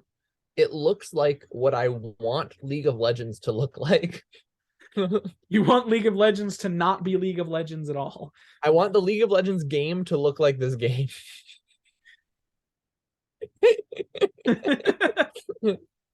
I see. Because my engagement with League of Legends has been through watching Arcane, and if the League of Legends game looked like this, I would love it. I mean, you probably still wouldn't like it because it's League of Legends. No, I would like it if it was League of Legends and it looked like this and played like this. Sorry, I meant played like this. That's an important part of this. Yeah, that's the thing. You don't want League of Legends to be League of Legends. No, I don't. You don't want League of Legends to be a what are they called? A MOBA. What does MOBA mean again? Mass online. I don't remember. MOBA, hold on, let me look. MOBA stands for, there's quite a few in the genre. MOBA stands for Is MOBA like Dota? Dota is a MOBA. It was basically the one that started the genre. Because Dota, Yeah, it sounds like it. I won't go into the semantics and history of this, but suffice to say, Dota was basically the first MOBA in existence, or the first proper one. Multiplayer online battle arena. MOBA. Okay. It's funny that you asked that, because I was like, when you asked that, I was like, I don't know. Because it's one of those weird things where like when you're so ingrained in the video game sphere and you just know what things mean, you don't question what they stand for, and it's just like, that's just what it means. Wait, we all know what it means. Multiplayer online battle arena? Yes. Multiplayer online battle arena. Because MOBAs, the sort of atypical MOBA is two teams of characters with stats and special abilities, and you have like these lanes that you battle across, and you're trying to like take. So what you're saying is that Bed Wars is a MOBA. A multiplayer online battle game. No, not really. I'm aware that the thing, like, this is one of those weird things. Is like, yes, multiplayer online battle arena is a large term, but the term MOBA stands for very specific genre of game and yeah. Bed Wars is more like just a Bed Wars is more or less just a, let me think. Yeah, no, Bed Wars is more along the lines of like, I don't know, fucking, why can't my brain come up with something? TFT. I mean, It's sure. like TFT. It's closer to TFT, I think. I think that's partly because it's first person. Yeah. Most MOBAs are not, as far as I'm aware. No. There is one MOBA I'm aware of that is third person, and it's called, I don't remember, but you play as gods. I can't remember what the game is called, but you play as mythical gods, like Egyptian gods and Japanese gods and all that. It's just a bunch of gods fighting each other. Okay. Don't remember what the game is called, and because I suck. But you know, but back to Chained Echoes. Yeah, Chained Echoes. It's released now, so go. Or the release trailer was, I think, featured during the game awards. I could be wrong. I feel like that's the case. Yes, I'm going to go with yes.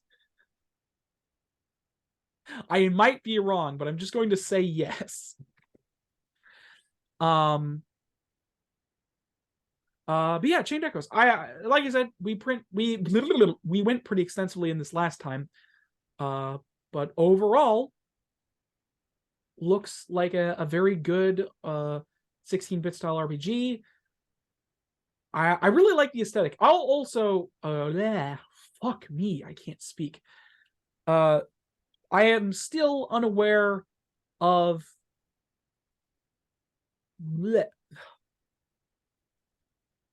so the battle mechanics, from what I can see, remind me of Chrono Trigger's battle system,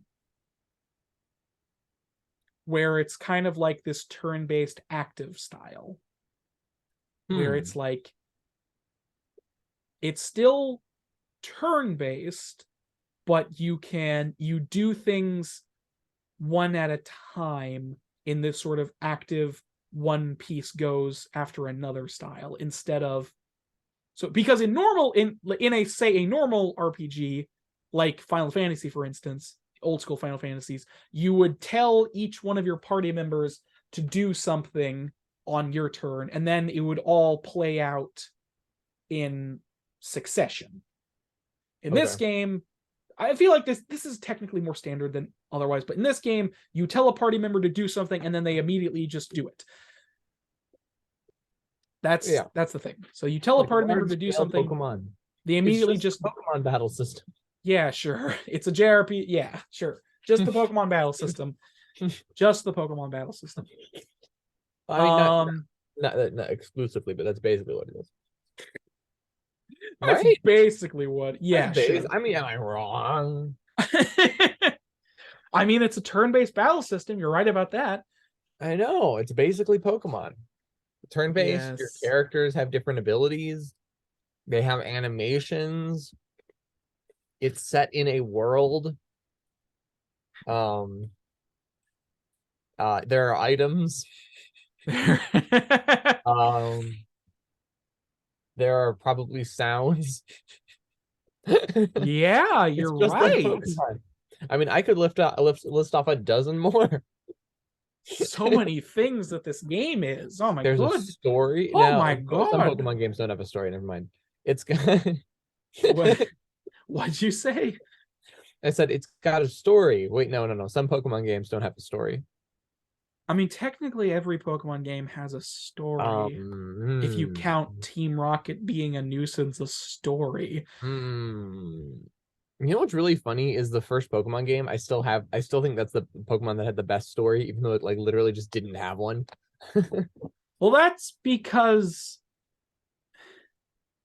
I don't particularly care either way, but generally speaking, Pokemon doesn't need to have a story.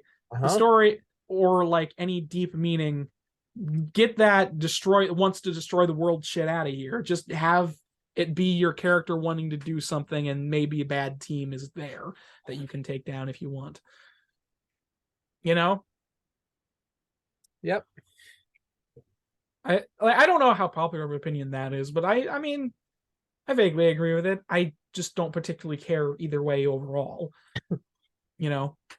I'm fine with Pokemon having a semi-deep story if it wants to go there. I mean, honestly, Pokemon Sun and Moon had a pretty decent story. It had characters that had a personality, which is something that stood out to me. It had main characters that had personality traits and motivations and vague amounts of intrigue. That was interesting.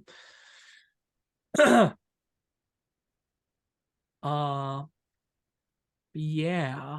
Also, the one other thing I will say about the Chained Echoes, its developers Matthias Linde and being published by Deck 13. So this game is being made by one guy. Yeah. This game is a one-man production, wow. which is very, that's really very impressive. Very, very impressive. Another really. Another one-man production. Yes, this game is another one-man production. What was the other game? Wow. Way Into the Woods, I think, was the other one-man production. Yeah. I mean, not to shit on Way Into the Woods. It looks very nice. However, this game... I mean, I'm pretty sure this game was made out of RPG Maker, right? I mean, you can clearly see that the graphics were all purchased from stock graphics. They're all very clearly stock graphics. Yeah, definitely. Indubitably. Yeah.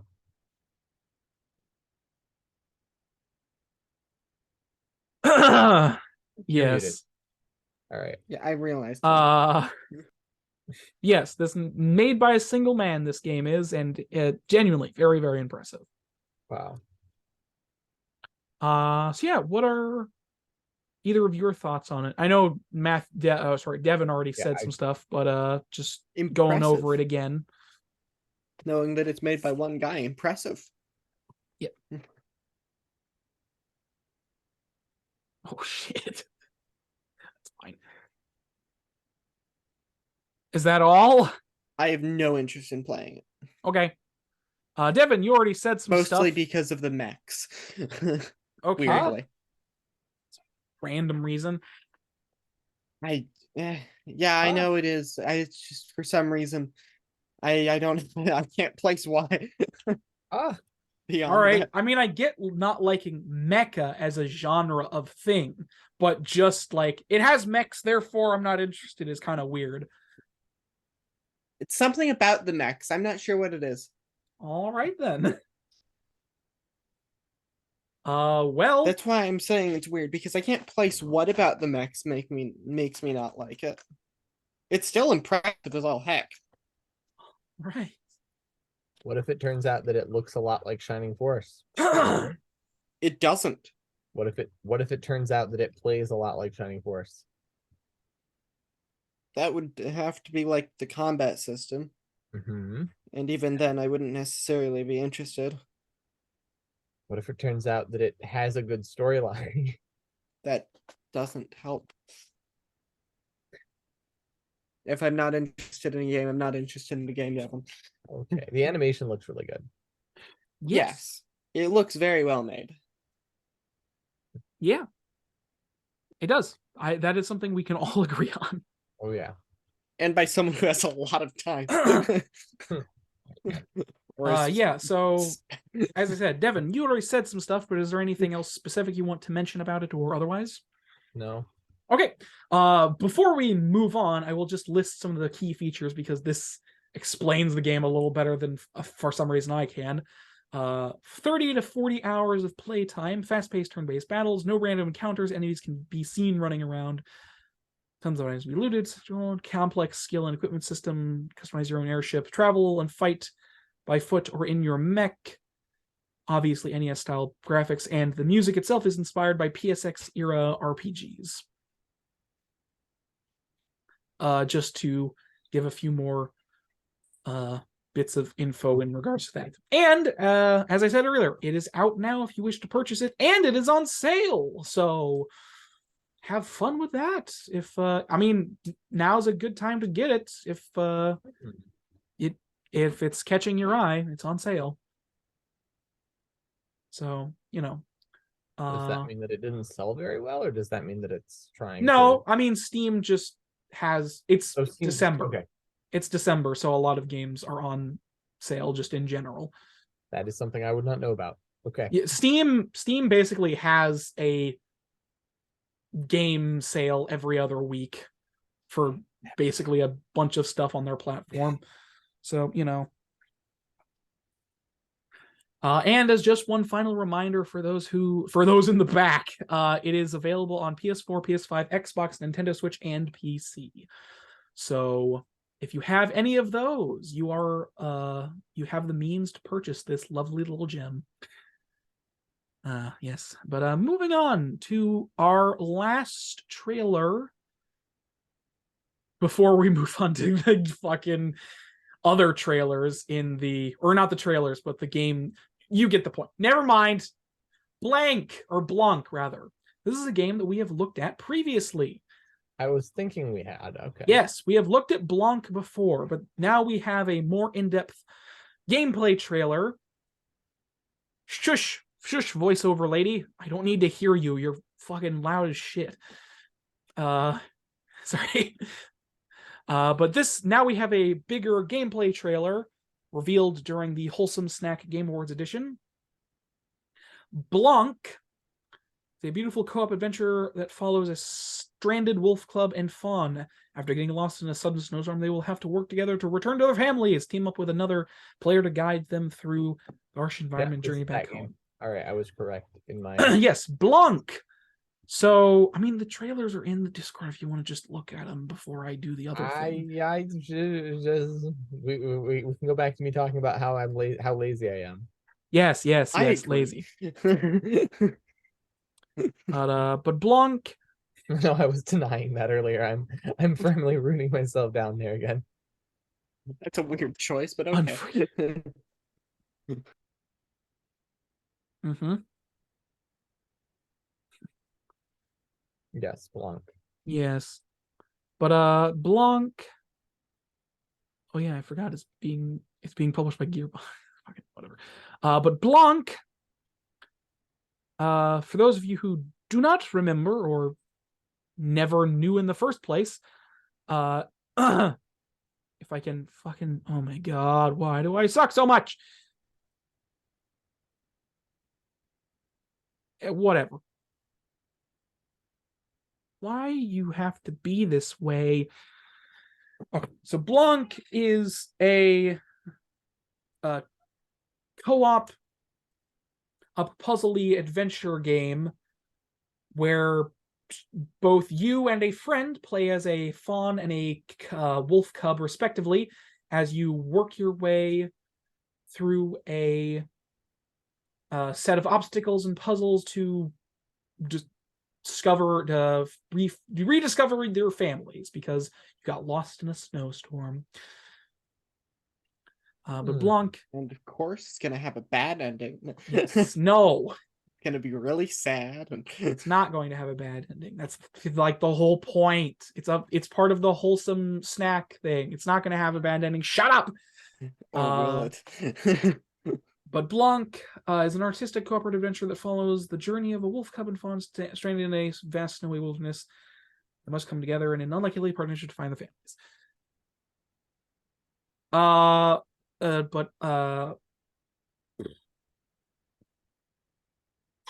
God, I suck at describing things. But Blanc, I'm just gonna keep saying the title of the game until I can no longer say it anymore. Why have I lost my train of thought? I don't know. The game itself, I've already described kind of like the general gameplay of it, but this is co-op. So I will say this is a co-op only game, as far as I'm aware. I do not believe there is single player for this title, so it is co-op only. You can only play this game co-op. Just reiterate my point like 5 times. It's so pretty.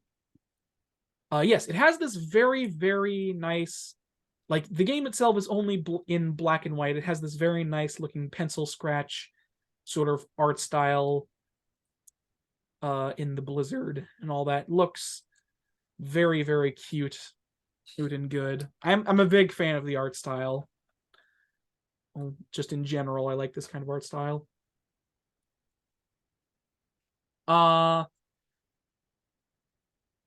Being developed by Cassis Ludai and published by Gearbox of all things.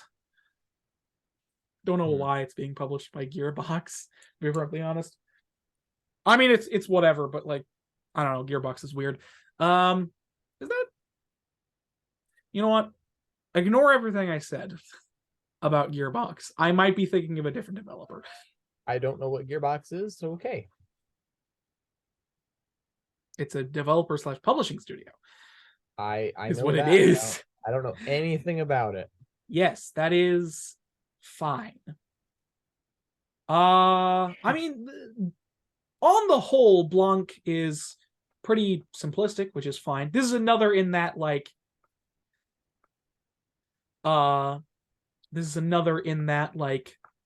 venturing through the wilderness, leading through kind of game genre type deal. Yeah.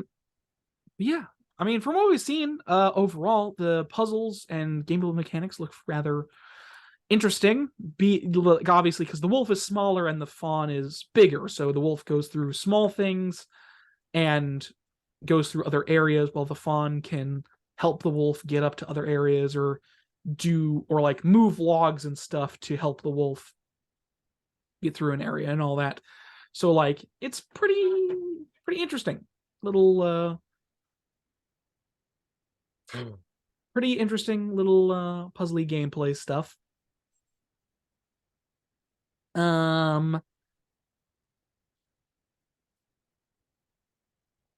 Oh, why am I don't know why my brain is blanking so much on this game of all of them. I will say Matthew keeps joking about it having a bad ending. I'm not going to deny that that's also what I thought about when I first saw this game, but I don't think that's what's going to happen. I don't think it's that type of game.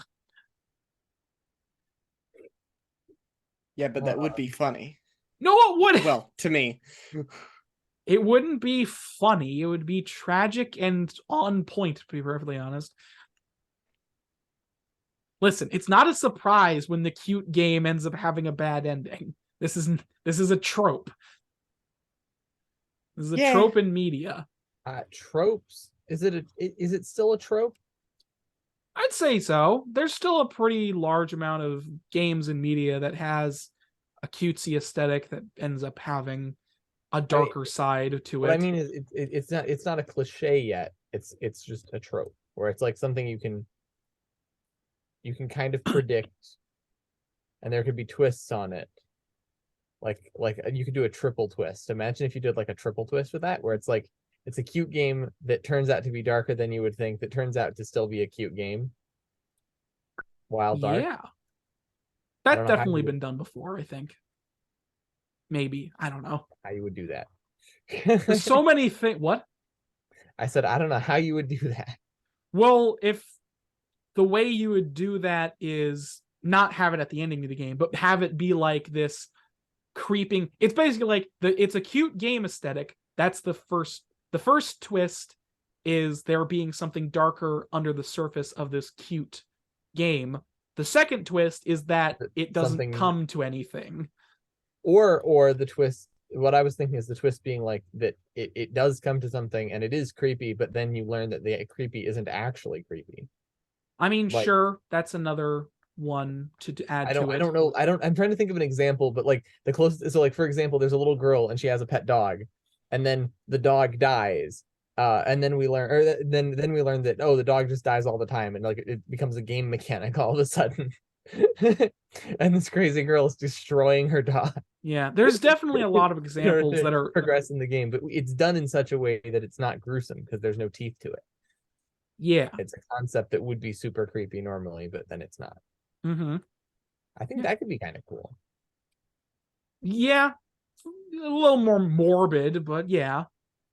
I mean, well, that's the thing. There is a game where the main sort of puzzle, I guess you could say, is that you brutally like injure yourself to get through the environment. I don't remember what the game is called, but the sort of main game mechanic is that you play as this girl and you just like mutilate her occasionally to get through the environment. Like okay, I was injuring injuring both of your legs, so you have to crawl on the ground so you can get under something. Or that sounds awful. Or like legs to crawl under stuff. What? Or no, you have to crawl under it. It's fine. Or hitting yourself with a big plank of wood to launch yourself across a chasm or something. That I can understand that. Yeah, that makes sense. I don't know. I haven't seen very much of the game, but it's a couple years old now. It was interesting. It was kind of interesting for what it was, but it is also like it was annoying because it directly impacted how fast you would move, and it made everything really slow and just kind of weird. And it's like, yes, I get it, game. I'm aware that this girl that I just mutilated would definitely be realistically moving this slow. Could you just not do that though? Because it's really annoying and makes the game slow. From what I recall of that, anyways. Moving back on to Blanc, though. Blanc. It's a bit of an awkward title, I will say. Blanc.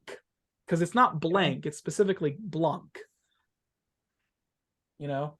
It's hard for my mouth to say. But yeah. Coming soon in February of next year, approximately 2 months away. Roughly.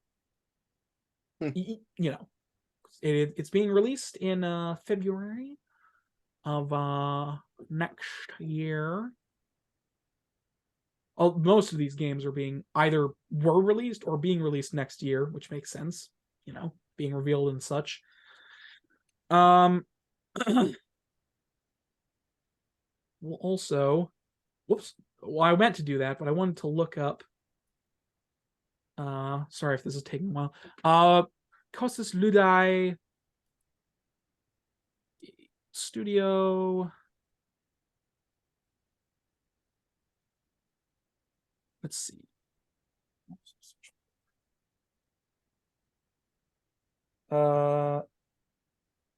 Gearbox. Oh my goodness, what is this?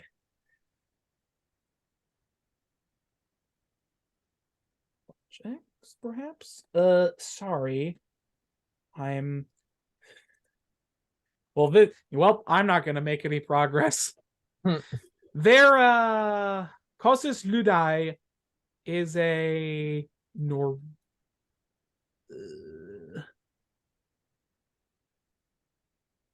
I don't know. What language is this? Say like I don't even know if I'm pronouncing it correctly. Why can't there it is. Kostas Ludai appears to vaguely only have worked on Blanc, possibly. It's possible that they may have had like a slight history of working on other games, but this is their own game being published by Gearbox. Let's just make sure that this is the Gearbox I think it is. I don't. They're a foreign company. I don't know. I think it's no. What is this? I don't want to make a guess because then like I can't find out, and it's annoying me.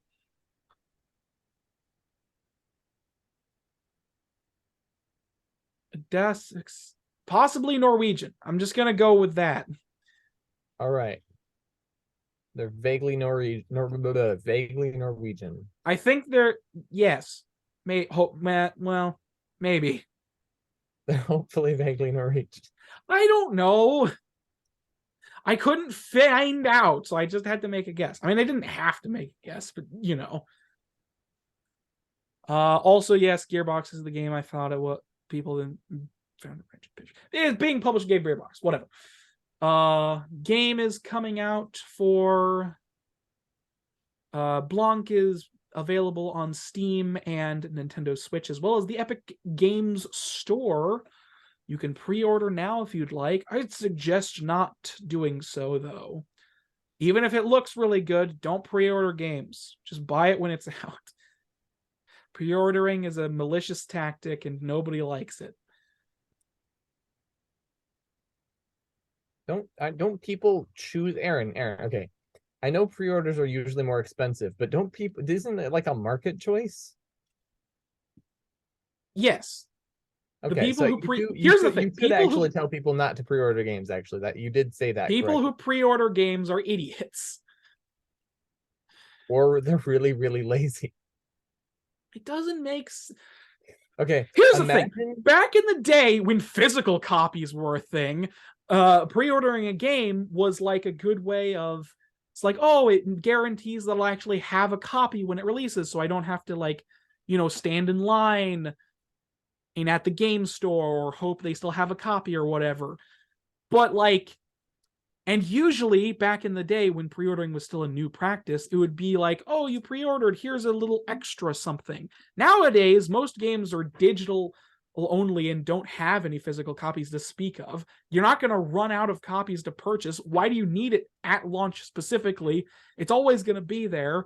And pre-order bonuses nowadays are just like nothing worthwhile at all. Anyways, maybe people want they're addicted to the pre-order bonus. They just want it because they want it. They want the good memories. They're nostalgic. No, they're just idiots. Yeah. I will never support pre-order regardless of how good the game looks. Will you support someone's decision to pre-order? Will you support people's decision to make a bad decision? No. You won't support people. I don't care if you don't trust reviewers regardless. Just wait until it's out. Then people will be able to tell you what it's like, and you won't just have to go off your own assumptions. Okay, what if pre-ordering actually got you the game sooner? It doesn't, though. I know, but what if it did? Okay, it won't. Now I'm hypotheticalizing. It never will, because that implies that the game was ready before it was launched. Game developers need as much time as they can. You think they're just going to give away a basically alpha version of the game to some schmuck just because they paid $20? Well, what if pre-ordering is actually really useful for the game developers in order to know how many people are going to get their game, so they can have estimates of like how much money they're going to make? How about that? Did you think of that? Did you think of that? What if game developers want to know roughly how many customers they're going to have based off of pre-orders? And that way they can get information about sales. It wouldn't be a good metric, because the people that, not everybody pre-orders, first of all. Secondly, no, I know, but they're able to know what percentage of their customers pre-order.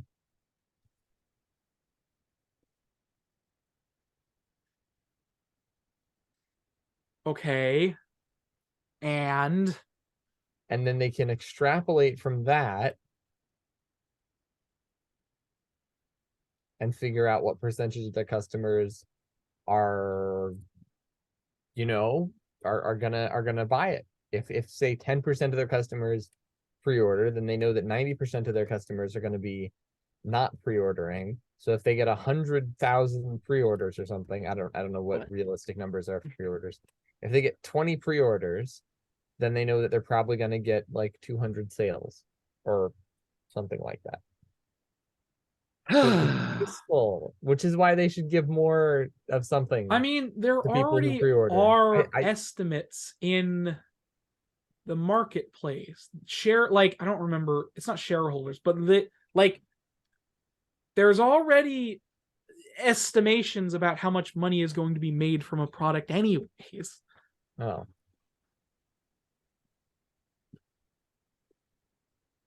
That's a thing. Like, it's like, oh, it fell below expectation. Like, you always hear, oh, it fell below expectations. That's because they expected it to do a certain amount, and sometimes it doesn't. Yeah. To be fair, that's partially because ever increasing more wanting money, but that's a different topic. For wanting money. Well, it's because it's like, of course it's going to fall below your standards. You keep wanting it to do better and better when it physically cannot. Whatever. That's a different topic altogether. Regardless, pre-ordering is bad. Don't do it. It just supports shitty game industry practices. And Blanc is a very good-looking game that is coming out sometime in the near future for the things I said it was. Anything to say about Blanc, either of you? You can pre-order if you want to. Go away. I think it would be very funny if it had a very sad ending. Okay. I think it would be very funny if it did too, but also in a really sad, morbid way. So no. Apparently, I should hook you guys up with some lesser known indie titles that I know about. No thanks. What? You don't want to experience the bad ending for yourself? No, You just want to think no. it's funny from a distance? yes. That is exactly what it is, Aaron. Hey, you got it. You guys are awful. No. Well, it's also only a Blanc, video anything game, to say so- about Blanc? No. Okay, cool. Anyway, what's next?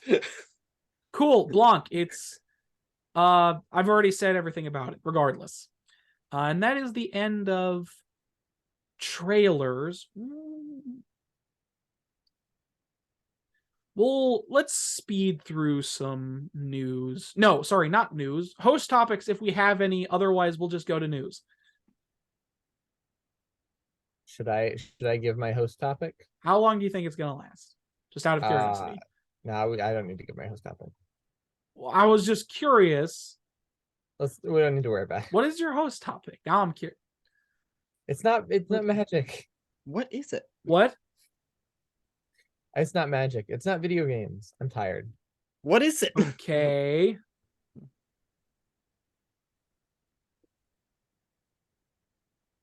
It's fine. Let's go on to news. I can tell you about it later. Okay. Okay, apparently we don't have a host topic. Nope. Whatever. Listen, man, I mean, it was still technically gaming related, but I did my host topic last week was just shilling for one random video game. Anyways. Okay, so let's speed through some of this news really quick. So last week, near the end, because we were running out of time, I quickly mentioned a few things that I'm just going to quickly go over again for the sake of that's the other thing I meant to do. I just remembered. We'll get to that in a second. So oh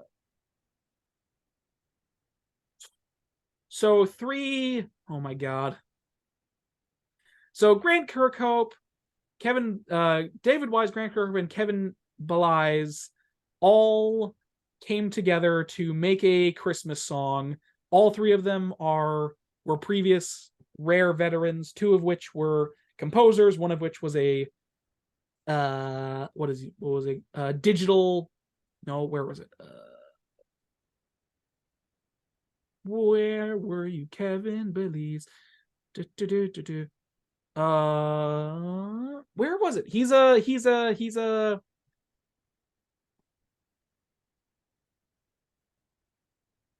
why can't I Yes. find this? Kevin Belize is a graphic designer. From it. Hold on. Yeah, he's a video game graphic designer. Okay, there we go. Fucking. I thought that was the case. I was just trying to find it.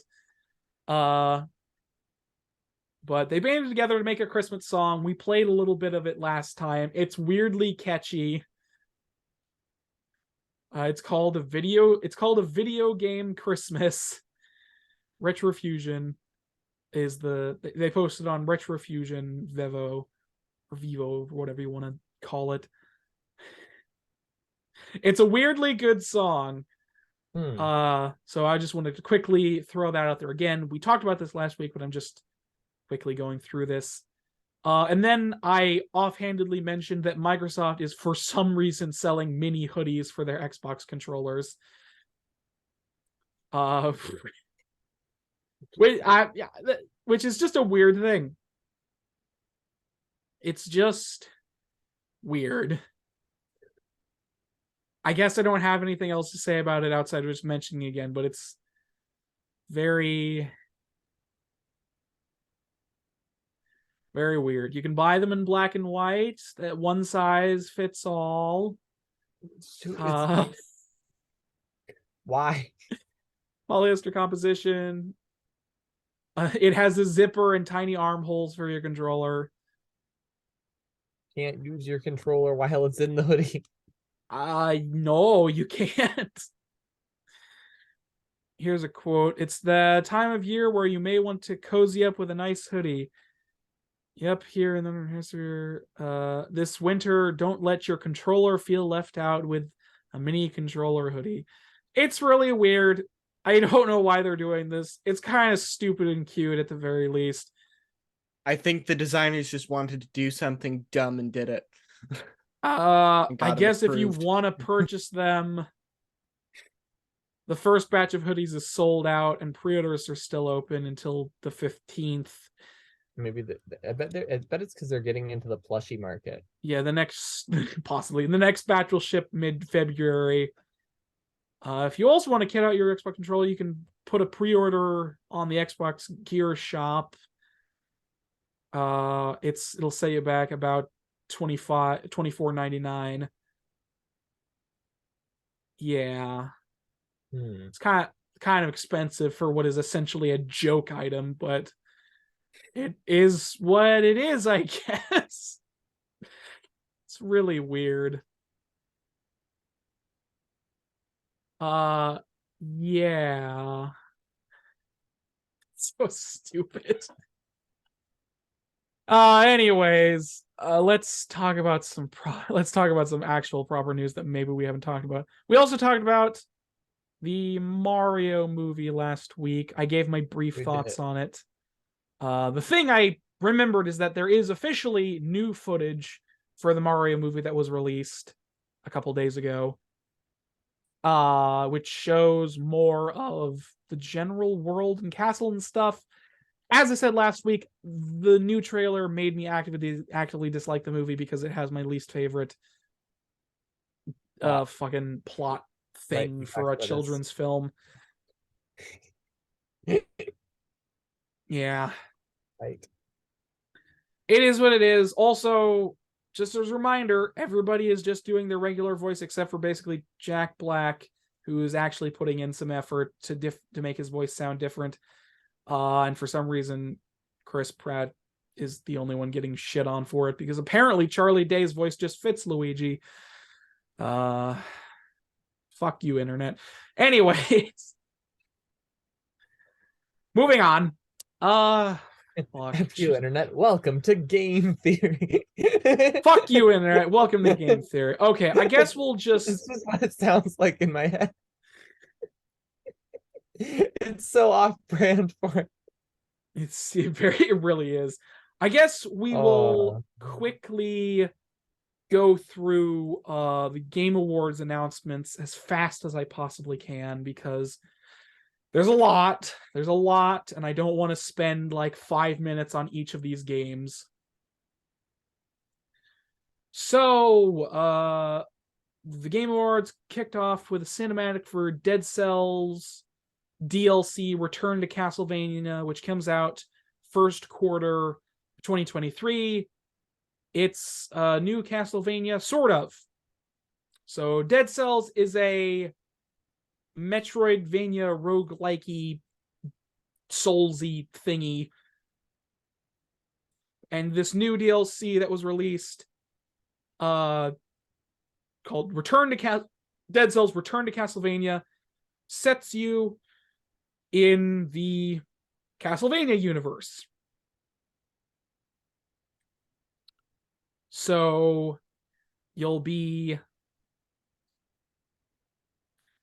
going through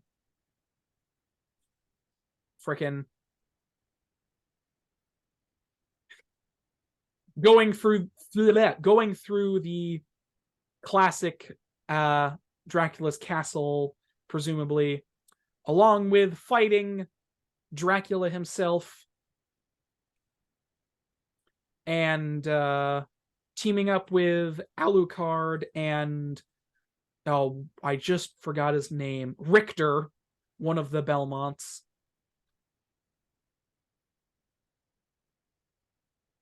So yeah.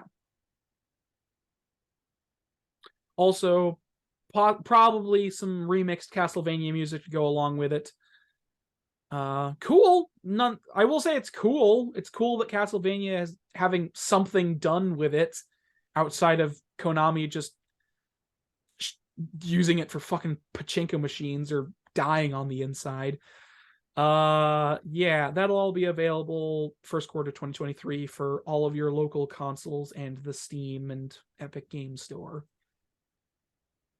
Also, if you want to look at these things, my friendly friends, it's in the thingy, everything announced at Game Awards, so you can just look through it to see it, give your opinions on it, which will probably be, kind of cool, or, yeah, sure, which is fine. Moving on to the next one. I mean, neither of you have played Castlevania or Dead Cells, so it's fine. I don't expect you to have a little bit of Castlevania. Yes, I forgot. You played some of the first one. Yeah, that game. That was fun, actually. It was just terrifying. Good to know. A lot of resetting. What'd you say? A lot of resetting. It was like high power fantasy Mario with vampires. Yeah, it's every platformer is Mario. Every platformer is Mario. You know, you're not technically incorrect, since Mario was basically the first proper side-scrolling platformer on the market. It kind of the first Mario game basically defined the side-scrolling platformer genre of the age. Which is completely fine, because before that you'd have like, I don't know, you had like Donkey Kong and Mario Brothers on the arcades. Yeah, honestly, before the NES, even on arcade, there weren't really very many like side-scrolling platformers before the original Super Mario Brothers for the NES. So you are technically correct. Nice. Next, sorry, what'd you say? I said nice. Yes. Technically correct is the best kind of correct. I know. Next up, we have Vampire Survivors, or rather, the original Vampire Survivors, out now on mobile. Original full game for free. It's a pixelated bullet hell type dungeony crawler game. So you can get it now on iOS and Android and all that stuff. I mean, it's on mobile, but it's also available for Xbox Game Pass, Xbox Series X, Xbox One, and Steam. God, I fucking hate that I have to differentiate. It's on Xbox. I'm just gonna say that, because saying each one individually is a hassle to my mind. Yeah, it's on mobile. It's also on Steam and Xbox. I don't know if it's free on the other things, but it's definitely free on mobile for Android. God damn it. iOS and Android. It's pretty simplistic, all things considered. It's just kind of a thing, which is fine. It's just kind of like a bullet hell dungeony crawler pixelated game. I mean, it looks kind of fun for what it is, but yeah, it's a thing. Next up, unless either of you, I mean, I'm going through these pretty fast, but do either of you just have things to say? Okay. Next up we have Valiant. Oh, sorry, it's a roguelite shoot 'em up bullet hell thing. Sorry, I forgot a bit of the descriptor. Next up, we have a sequel to Valiant Hearts in the works from Ubisoft called Valiant Hearts Coming Home. What is Valiant? So what? What is Valiant Hearts? Valiant Hearts, I'm glad you asked. Valiant Hearts is a... If I can open this up. Oh, yeah, I was going... it doesn't matter. Valiant Hearts... Oh, yeah, this is also in... what's the word? In Netflix is a part of this for some reason. But Valiant Hearts Coming Home is... Or rather, so Valiant Hearts, the original game... That's not what I meant to do. Oh my god. I'm clicking all the fucking wrong things. So Valiant Hearts is it's sort of a side... God! All of my programs are just falling before my eyes. So the original game was Valiant Hearts The Great War, which is a story, which is a historical World War I adventure game where you play as... Oh my goodness. The Great War, story of 4 crossed destinies and a broken love in a world torn apart. Dive into 2D animated comic book adventure, mixing exploration, action, puzzle, lost in the middle of the trenches. Play as each of the 4 strangers, relive the war, and help a young German something, because the description cuts off.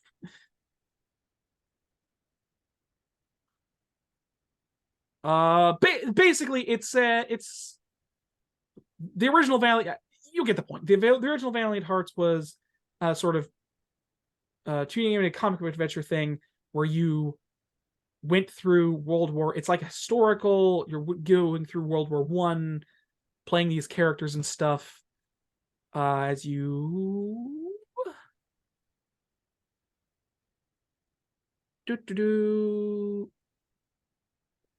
Yeah, as you solve puzzles and all that good stuff.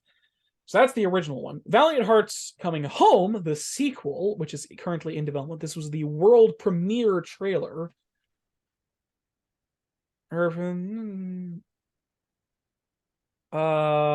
Thank you. You play as... In this one, you play as 2 brothers...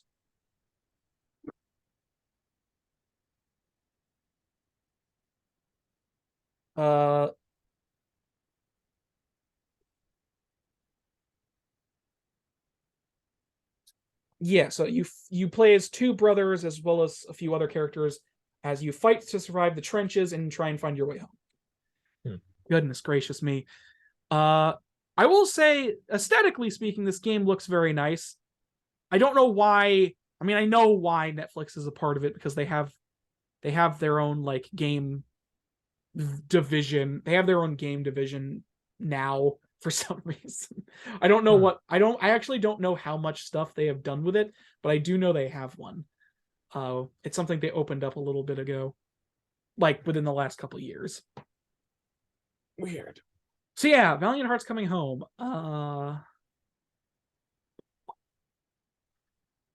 yeah. I mean, I don't have much to say about this. It's mostly interesting. It has a nice comic book sort of comic book art style. And when I say comic book art style, I mean like not like superhero comic book, but like those, you know, kind of like those like gritty kind of like indie comics you would find back in the day. Where you know Mouse? You know that comic book Mouse about about World War II? I have it somewhere. I don't know comic books. Matthew knows less about comic books. Hold on. I Maybe. have it somewhere. Where did I put it?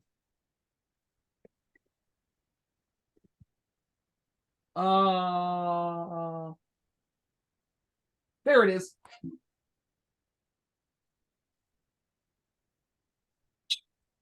I knocked something over. Mouse, this. It's a World War II comic in the or mouse. Okay. Mouse. Still never heard of this. All of the characters are mice. That's the thing, and it's going through World War. I can't like physically show this to all of you, but like, yeah. Sorry, not all the characters. I haven't personally read it myself, but I know that it has a lot of what's the term? There's a lot of love for it. I believe the Nazis are cats. Or at the very least, there is one cat in here. No, the Nazis are cats. Yeah, the Nazis are cats.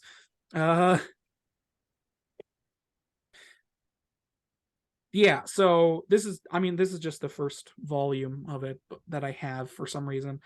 But yeah, now, anyways, it reminds me, it's not in terms of art style, but it kind of reminds me of that kind of genre of like old school gritty war comic, you know? That's the thing I was trying to get at. Anyways, yeah, Valiant Hearts Coming Home.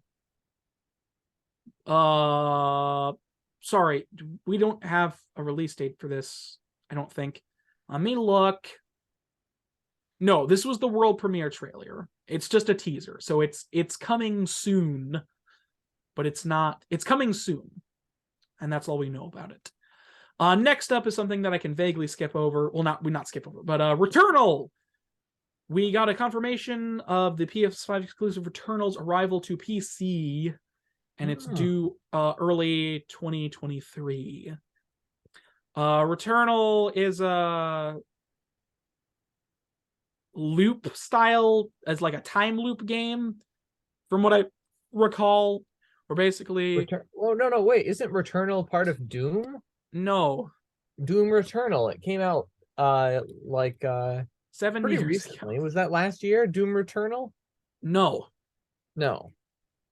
Okay. No, this is a game. Was it this Returnal of the Doom? Shush. This is fucking Returnal. Oh my god, I've just lost fucking yes.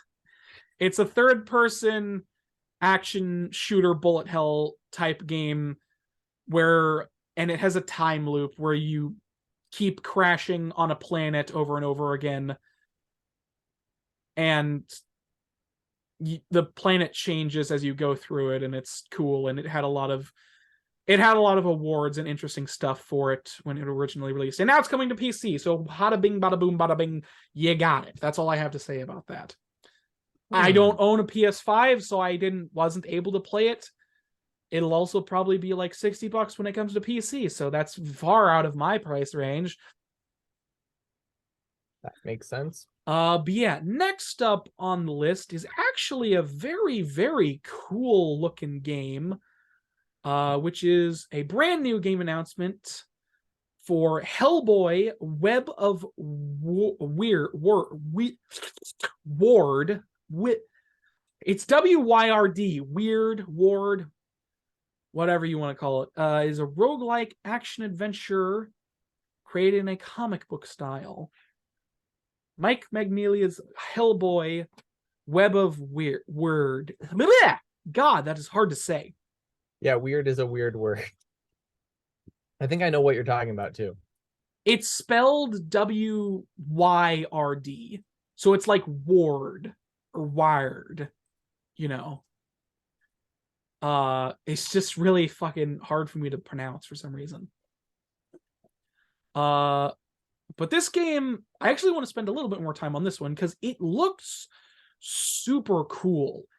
Like, it has this very, very nice looking cell shaded comic book art style. Like, but Hellboy, I'll get to that in a second. But Hellboy, Web of Weird is a roguelike action adventure with an original story created in partnership with Dark Horse Comics and creator Mike Mignola, which is the creator of Hellboy. For those of you who don't know, Hellboy is a comic book series. It's not just those few live action films. Hellboy was originally not just that one good live action film. I mean, some people like Hellboy too, and then there's the new Hellboy, which, as far as I'm aware, people didn't like. As far as I'm aware, it was really bad. Like, Lion King? The reason people talk about Lion King is because at least it rehashed the exact same plot. Yeah, I If it heard. rehashed the exact same plot. Imagine if it didn't rehash the exact same plot, but did the same lifeless thing. Yeah, I heard something about it changing source material or something along those lines. Yeah. Adventure, Mike Mignola. When an agent goes missing, Hellboy investigates. Prepare for monstrous toe-to-toe brawling. So, yeah, like, genuinely, this game looks fantastic. It has this very cool third-person, like, brawling game. So it's like, punchy punch brawling with enemies. Very, very smooth looking. I fucking love the way this game looks. Like, it looks fantastic. I haven't seen a game look like this in like forever. This game looks like it was made for the PS2, which is a compliment. Not in terms of like graphical fidelity, but like creativity and weirdness. It just looks great. Like, serious, it looks fantastic. But yeah. Coming out. Let's see. It is to be announced, so we do not have a release date, but it is coming to all of your local consoles and Steam. Which is, PS, the PlayStation, the Xbox, the Switch, and all that. But yeah, it's like it's super good looking. I really, really like the art style a lot. Goodness gracious. But anyways, being developed by sorry, I went into a different mode there by accident.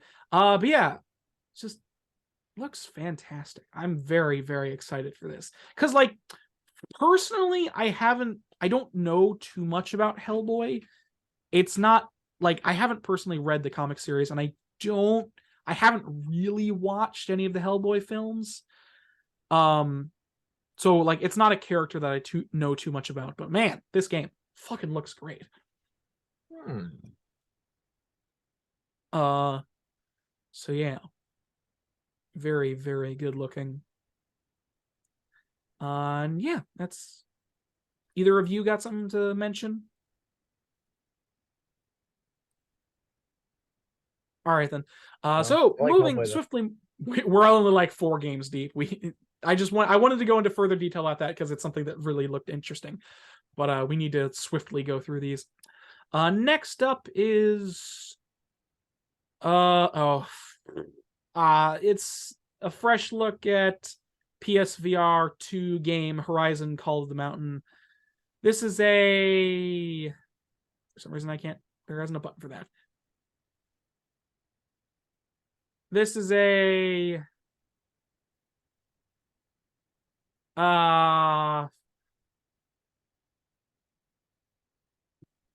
fighty mech. Oh, okay. Never mind. Sorry. I for some reason thought that no. This is so there's a game series called Horizon. The first game was called Horizon something. So Horizon Zero Dawn, and then it had a sequel called Horizon Forbidden West. This is a VR game in the Horizon universe where there are like mecha animals. It's like a post-apocalyptic universe where humans went back to like the Stone Age, but there's giant robotic animals and other weirdness. It's a VR game. I don't care about VR, and honestly, I don't really care about Horizon that much either. So I'm not the best one to talk about this, but I mean, it looks okay from the trailer. I can't imagine it's fun to play, though, just purely based on the fact that it's a high-paced action game in VR. I can't imagine that being good. Like VR is still nauseating. VR is still a new technology. It's still very clunky. Like I just can't imagine it being super great, especially for those who get motion sickness. Like my God.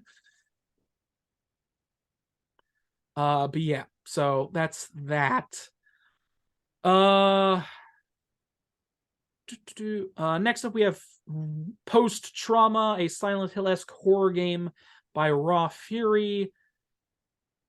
It has fixed camera angles and everything.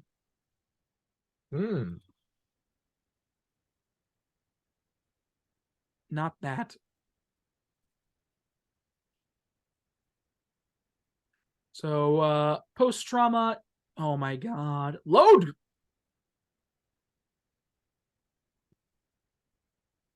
Yeah, post-trauma. Oh my God. Why won't you load? True horror lives in our minds. Blah, blah, blah, blah. Yeah, I mean, it looks okay from the trailer.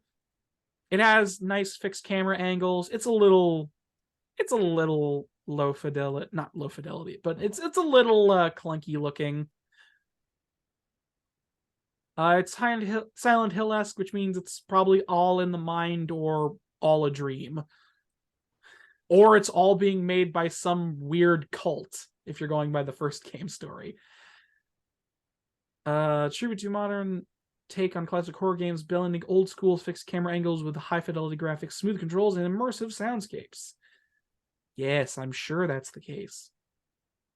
I don't know. It looks okay. I don't have a lot to say about this in general. Not just because we're speeding past things, but it's fine. It's fine from the looks of it. I don't think we have a release date or anything for it, so. Next up we have cool looking first person puzzle game. Next up we have Viewfinder. Viewfinder is if I can fucking get this loading up again. Why do I have to why does everything have to run so slowly? No, go away. Sorry. Viewfinder is a it's in that genre of like, what's the term? What's that term for thing? It's like perspective based. What's that term that I'm looking for? For things that look bigger or are bigger than they should. Oh, what is it called? Oh, fucking! I'll remember. Or challenge perception, redefine reality, and reshape the world around you with an instant camera. Viewfinder is a new single-player game offering gamers hours of interesting, fun experiences while uncovering the mysteries left behind. So basically, it looks pretty cool. Actually, it basically you take. Oh my God, I'm clicking all the wrong things, making this more difficult for myself. So basically, you take pictures of things and then you have a photo, and then you put the photo in front of you, and it becomes a 3D object in the world. And it's all like based on perception and weirdness. So it's like you hold out a picture in front of you, and then you like move around, and suddenly the object in the frame is like this 3D object that you can interact with. It's kind of interesting and weird. I like it. I don't remember. I wish I could remember what the fuck this is called. VR but because I like. Sorry, what? It sounds VR realism, or does that not sound like a real name? I mean, it's not in VR for one thing. This is Not not a VR game. It would work very well in VR, I will say. In the game, you take objects and What? In the game, you take objects and in the game itself, you take objects and do the thing. yeah, you have like photos. You take photos with like an instant camera, and then you hold it out in front of you, and then it just stays there and becomes this small 3D environment within the photo that you can suddenly interact with and walk in. And you can copy the photos and do all this weird like cool stuff with it. What is the thing I'm thinking of? Oh, it's driving me insane. It's all based on like perception of reality. So it's like, what are those things called? What are those collage things called where you get a bunch of objects together and then you look at it from a certain angle and it suddenly forms a thing? What are those things called? What? Optical illusion? I suppose. What is... I can't remember the term I'm thinking of. It's kind of annoying me. But the game itself looks very interesting and cool. It reminds me of another sort of perception is reality type game for called something. I'm bad at remembering things right now. But this is Viewfinder, and it's for the PS5.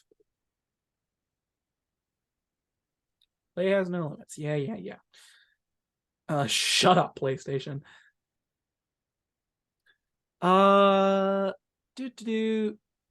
Sorry. Yeah. You bring pictures to life by placing them into the world. Bring paintings, sketches, screenshots, and postcards to life while reshaping the world. Learning.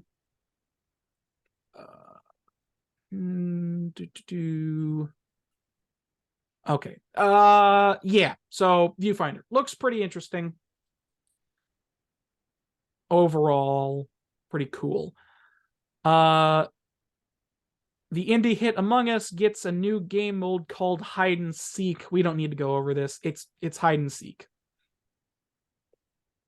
Presumably the imposters are the seekers or hiders or whatever. Yeah. New game mode, hide and seek. It's hide and seek. You get the point. I think the imposters would be the seekers, right? Yes. The imposter is the seeker. So you have to run away and hide from the imposter while doing tasks. It's kind of interesting. It's Among Us. It's a hide and seek. It's whatever. It looks okay. Next up is After Us, a new atmospheric adventure game published by Private Division, due out 2023.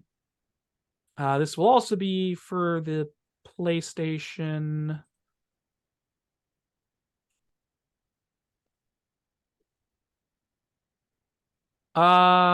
Yeah. Ooh, this also looks pretty cool. It's sort of like a big exploration-y narrative third-person adventure game kind of deal with puzzles and such. Looks pretty interesting and kind of weird. Kind of reminds me of the game Desert, I believe it's called. Which the whole point of the game Desert was that you're trying to go towards a mountain. And it was just like an exploration game. This kind of reminds me of that, except it has slightly more interactive elements. Like, it looks like there's actual combat and some creating nature elements as well. Interesting. Yeah, After Us looks pretty cool overall. Yeah, you're in sort of like a weird post-apocalyptic like weird world. Interesting looking overall. After Us. Next up we have a side-scrolling alternative 80s action game called Replaced. It's finally due out next year and is coming to Game Pass. Oh my god. Shush, lady. What was this called? Side-scrolling alternative 80s action game. Replaced. A new trailer for Replaced. Looks... I think I've seen this before. Have we talked about this before? This looks really familiar. Well, it has a really... It's kind of like a 3D pixelated game, and it's kind of like a 3D pixel game, like voxel... Not with voxels, but it's kind of like this... I swear I've seen this before. It looks pretty cool with like 3D pixelated environments and characters and stuff. Combat looks fine. It's like a side-scrolling action game, so combat looks kind of meaty and nice. Coming out 2023 to your local consoles, Epic Games Store, and Steam, or not local consoles, but Steam, Epic Games Store, and the Xbox Lives and stuff. I swear I've seen this game before. I feel like I'm going insane because I swear we've covered this game before, but it's almost impossible for me to know if that's the case or not. Let us know, because I don't remember. Yeah, 2.5D sci-fi retro futuristic action platformer where you play as Reach, an artificial intelligence trapped in a human body against its own will. Replaced, combined cinematic platforming, pixel art, and free-flow action combat set in the alternative 1980s. Okay. Yeah, Replaced. Looks pretty interesting overall. Next up is Street Fighter 6. New trailer for Street Fighter 6 shows off DJ, Mona, Marissa, and JP. And it is coming out the 2nd of June next year. Street Fighter 6 has gotten quite a bit of press as of late. A lot of people feel like it's going to be a return to form for good Street Fighter games. Not a lot of people liked Street Fighter 5. So a lot of people... This has a lot of good coverage thus far. For me, I don't really care either way, because I don't know. I find fighting games interesting, but I don't feel like I want to play them. Like, they're fun, but I don't want to play them.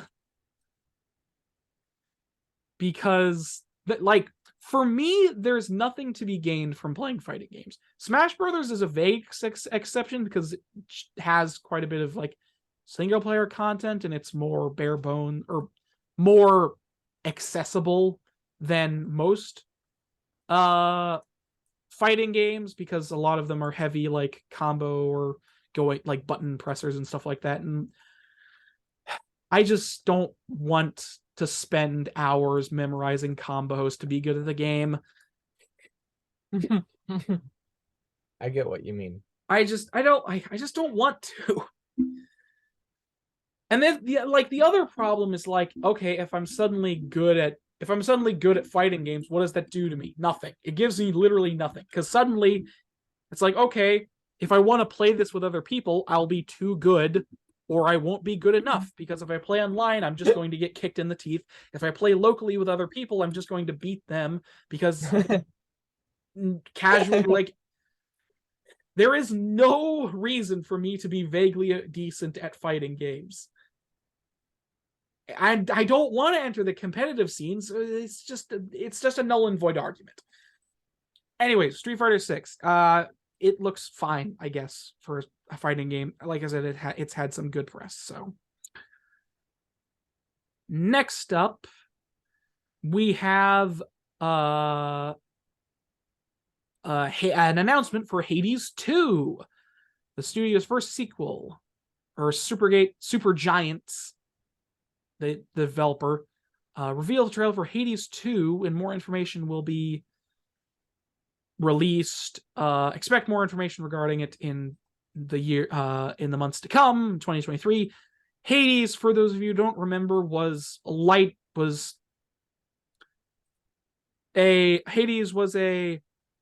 oh my god. I just can't have words.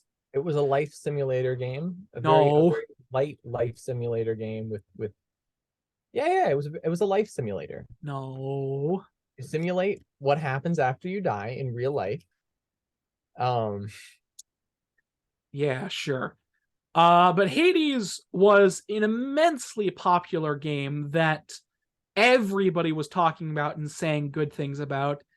Yep. It is an action roguelite, indie hack and slash type game. This is somewhat atypical for Supergiant Games, the development studio. It had a shit ton of good press, and now they're releasing a sequel, which will probably be just as good, if not better, which is usually the case for sequels. That's all I have to say about it. The reveal trailer is just mostly a cinematic with a bit of gameplay. It looks good. I'll say that. It looks good. For what it is. I didn't play the first one, so I don't have a lot to say about it. Next up, I really hope we can get through these quickly. I'm just gonna have to start just saying what it is at this point. Next up, we have Judas, which is made by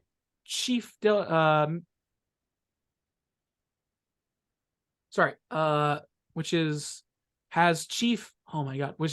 heralded by chief developer Ken Levine, previously the chief developer for BioShock and otherwise. Remember BioShock? Yeah, that super good. Yeah. From the creator of BioShock, we've got Judas, a BioShock-esque game. It's a first-person shooter in a weird world. If you know what BioShock is, you'll know what this game is. It's pretty self-explanatory. Sorry for both of you guys, but that's just the way it is. Next up, we have a bit of a weird one, which is Bayonetta Origins Cereza and the Lost Demon, which is a weird prequel to Bayonetta in a which is this weird prequel to Bayonetta where you play in like a Moe storybook-esque style. It's a isometric beat 'em up where you play as Bayonetta when she was a child. Interesting, I guess. Still haven't really played any of the Bayonetta games, and after the recent Bayonetta controversy, people might not be so keen on purchasing this game regardless. So yeah, that's coming out for Nintendo Switch in March of next year. It looks okay. Next up, we have a VR Ghostbusters game. Ghostbusters Rise of the Ghost Lord, due out on the Quest 2 and PlayStation VR sometime next year. It's a Ghostbusters VR game, so you can bust all over some ghosts in VR. I'm aware of what I said. Shut up.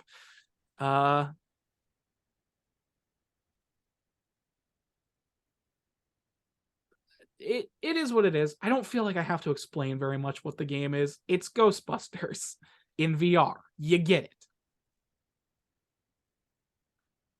Yeah. Anyways. Next up, there was a look at a new expansion for Destiny. I don't play Destiny. I don't care. We're just going to go past that. It's still... Oh, there's some... there's a Suicide Squad game called Rocksteady. Suicide Squad Kill the Justice League official Batman reveal trailer. Actually, I guess this is somewhat important because this will be, I believe this is officially the last time you will be hearing Kevin Conroy's voice as Batman, because that man is dead as shit. Oh, that was a little disrespectful. I'm sorry. Yeah. Kevin Conroy died like a couple days ago. That was very disrespectful. Yeah, sorry. Sorry. No, not a couple days ago. He died like not even a couple days I ago. guess it'd be like a week or two ago, wouldn't it? Kevin Conroy, yeah, that he died a couple weeks ago at the age of like, he wasn't even that old. He was like 40, I think. Hold on, let me look. He died really young, which was like yeah, Kevin. I'm going lightheaded. That's not a good sign. Kevin Conroy. Yeah, he died November 10th. So it was several weeks ago. How old was he?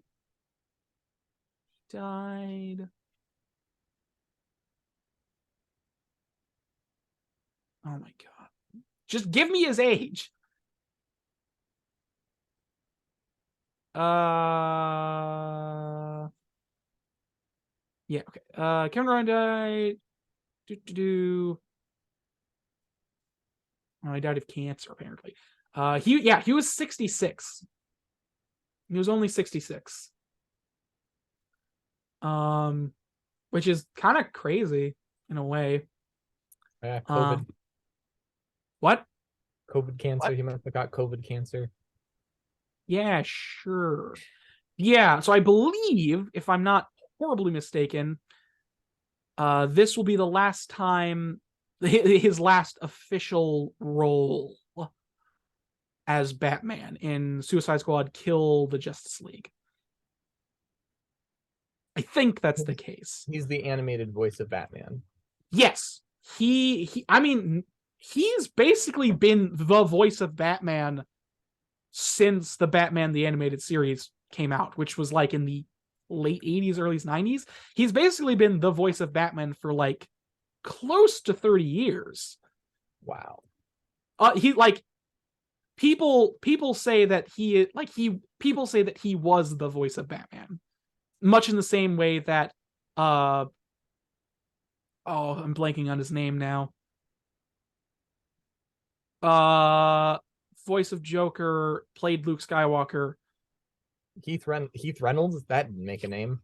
God damn it! Your mispronunciation. Luke Hamill. Mark Hamill. Yes. Hamill. Much in the same way that people say Mark Hamill is the voice of the Joker because, you know, he voiced the Joker for so long as well. So, you know, I mean, people consider Kevin Ron Conroy like the definitive Batman voice. So, you know, it was a pretty big deal overall, and he died kind of young. Well, I mean, 66. That's like a little above middle age, but you know, kind of young considering. But yeah, Suicide Squad Kill the Justice League is a video game.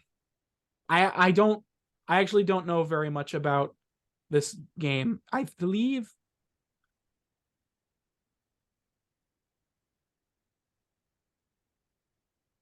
let's see. Okay, yeah, that's what I thought it was. Okay, so Suicide Squad Kill the Justice League is a co-op action superhero game where you play as a team of supervillains and fight through enemies and stuff and all that good stuff. It's mostly PvE. Oh, this is where that came from. Wait, what?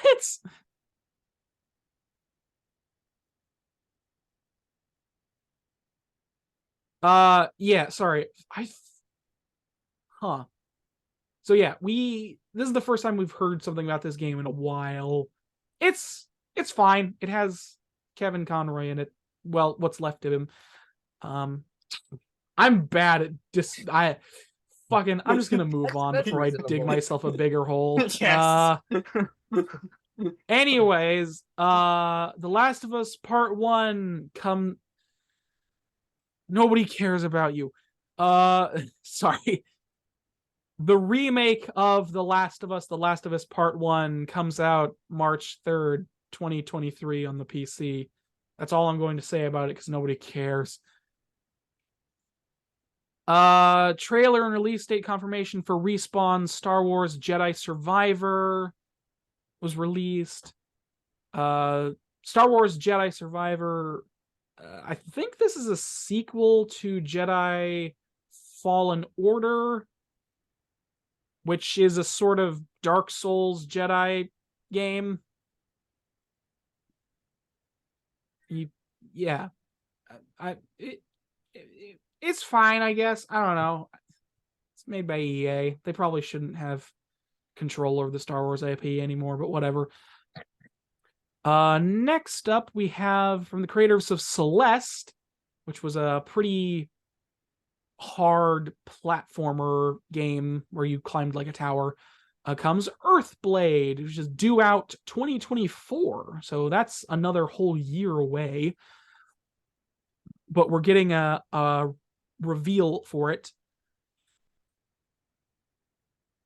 Earthblade is a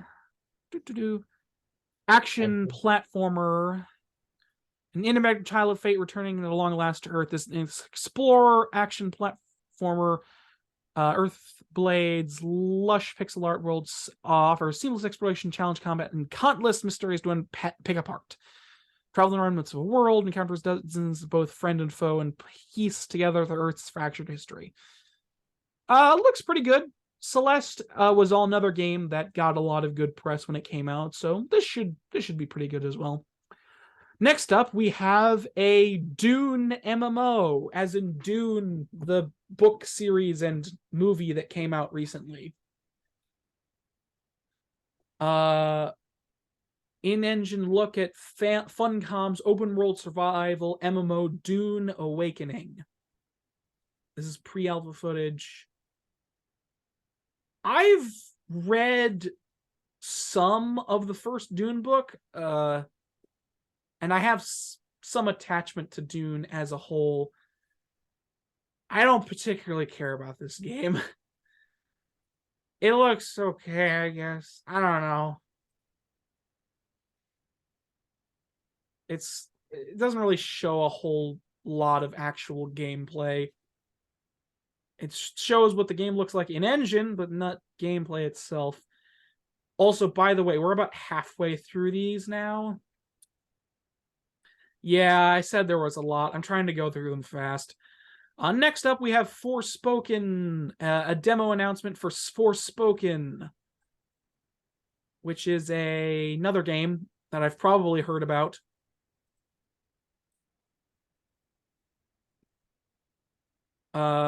Forspoken. Oh my goodness. If I can just get this up again.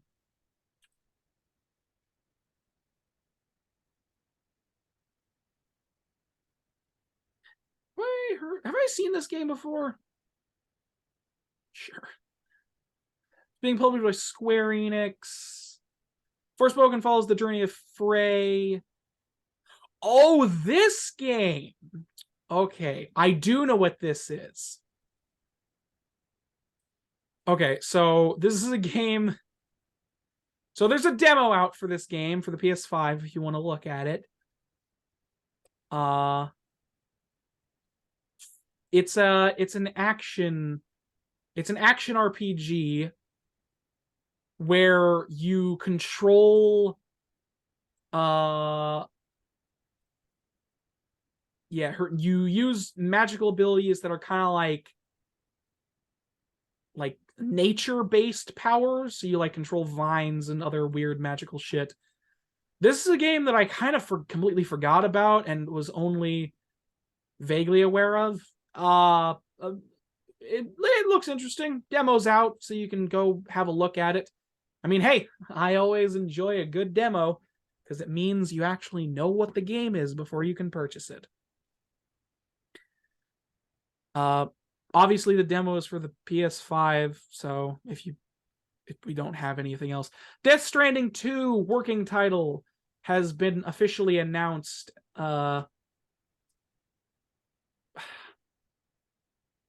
Honestly, I don't have a lot to say about this either. Death Stranding 1 was pretty well received from what I recall. It's another game. It's a new game by another Hideo Kojima and his new studio. Well, I say new studio. New in regards to like years at this point, but you know. But yeah, Death Stranding. I don't have a lot to say about Death Stranding overall. It's kind of an interesting game because you had this big world, you had this big open world, and the whole conceit of the game that you were basically like a courier, and you were delivering packages from one place to the next, and you just had to like survive and go across the environment. It was kind of interesting. Next up, we have a look at Ascendant Studios single-player magic shooter Immortals of Avium. Due out 2023, published by EA. Original label. Ascendant Studio.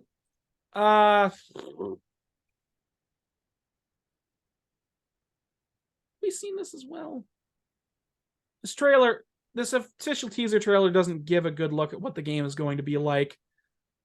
Vaguely looks interesting. That's all I gotta say. Fuck me. This is what I get for covering this. Tekken 8.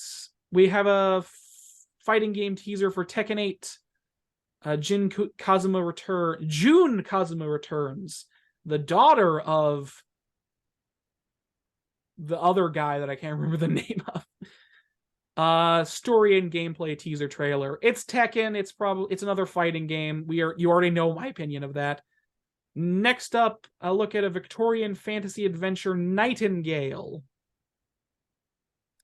Real Makers Journey.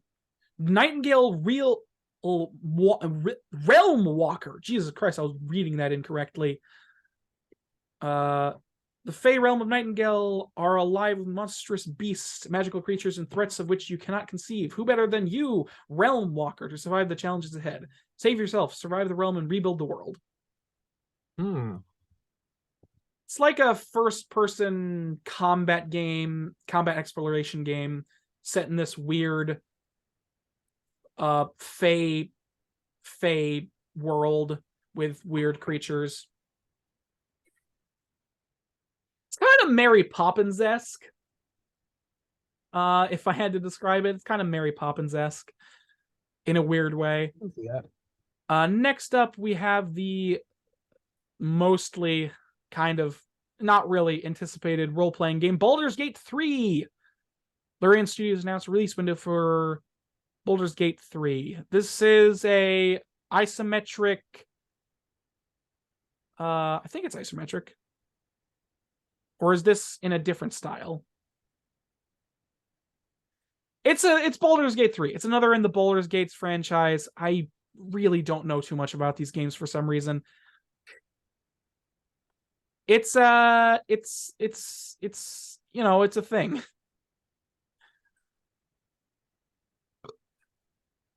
Sorry, I'm doing a bad job describing things.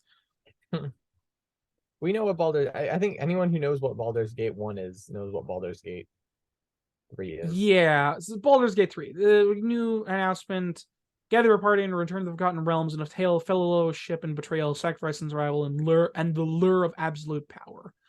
Lear, fuck me. Yeah. New classes and stuff. It's in early access, apparently. Yeah, it's like a isometric dungeony crawler thing in the same vein of like Diablo. I'm pretty sure that's the case. I could be wrong. I'm sorry if I'm not right. I'm pretty sure you can get a party too, by the way.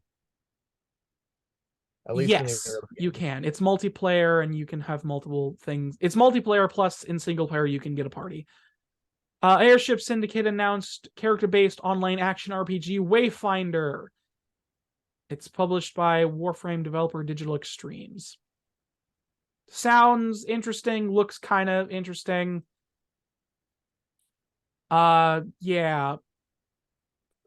I don't know. We've had so many of these types of games. I just have nothing to say about it. Next, we have a new trailer for Fire Emblem Engage's expansion pass, which will launch 20th of January. Fire Emblem Engage is a Fire Emblem game. It's a turn-based it's a tactics game. Like, Jesus Christ. Fire Emblem. Diablo 4 is also next up is Diablo 4 was leaked. We now have an official release date trailer. It'll be releasing let's see, June 6th, 2023. Get it because it's 666, or at least it would be if the year was also a 6. It's Diablo. Nobody cares. Fuck you, Blizzard. Sony has now revealed Horizon Forbidden West DLC. I don't yeah, it's called Burning Shores and launches 19th April 2023. Only coming to PS5. Next up, we have Bandai Namco's massively multiplayer action RPG Blue Protocol West in 2023. Here's a trailer. It's an anime action RPG massively made multiplayer online game. You get the point. Trailer for the Gunfire Games is Remnant 2. Have we Remnant? That sounds familiar. Oh, why do I keep opening these? It just takes long to load. Remnant, Gearbox Publishing and Gunfire Games have announced Remnant 2, the sequel to the best-selling game Remnant from the Ashes, a third-person action survival shooter that pits the last remnants of humanity against the harrowing forces of evil. Remnant 2 involves the co-op survival shooter with new unseen worlds filled with deadly surprises and encounters. Join battle, save humanity in a dynamically generated world filled with branching quest lines, unique loot, and overwhelming odds that encourage exploration and replayability. Either alone or in 3-person co-op, players will define their own playstyle and expanded archetype class system and wide assortment of guns, armor, and special augmentations as they overcome hard-fought challenges to save off humanity's extinction. Remnant 2 will be available on PlayStation 5, Xbox Series X, and S and PC in 2023. Next up, we have Splash Damage is making Transformers Reactivate. It's a Transformers game, which is something that I wasn't expecting to be the case for any amount of time. I mean, who would expect a Transformers game in this day and age? No. Oh my goodness gracious. Wait, what? Oh, never mind. But Transformers Reactivate. If I can fucking Jesus, sorry. Something was confusing me. My thing wasn't loading correctly. World premiere trailer from the Game Awards. Yeah, this is a world premiere trailer. It's the first time we've ever seen anything from it. It's mostly pre-rendered cinematic. You play as a Transformer.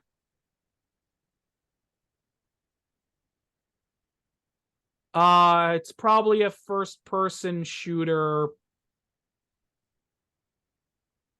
It's weirdly melancholic and serious for a fucking Transformers game. This is probably gonna be shit. Sorry. Yeah, that's what it is. It's a pre-rendered cutscene trailer. It doesn't show any gameplay at all. That's what it is.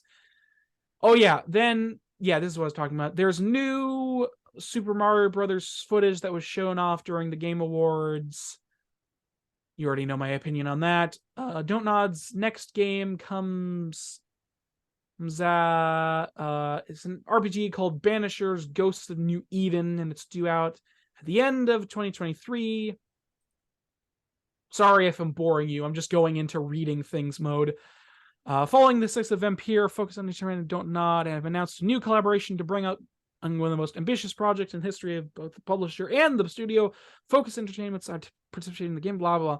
Occasion, new project, Banishers, Ghost of New Eden. Experience a powerful, intimate narrative in this action RPG, playing as two proficient ghost hunters and lovers faced with impossible choices and their dramatic consequences for the living and the dead. The world premiere trailer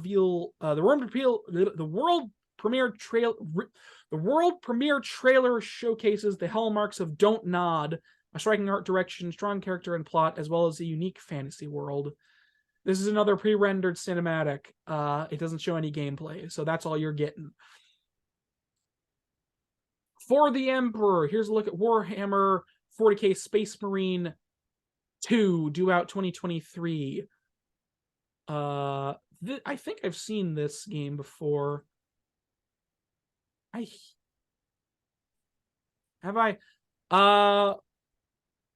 Days gameplay trailer.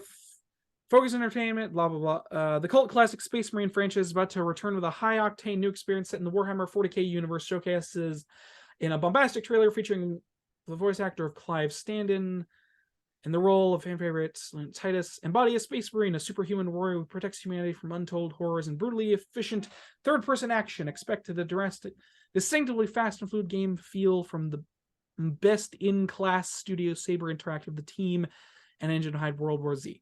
Yeah, it's like a third-person action game where you fight shit as a Marine in the 40k universe.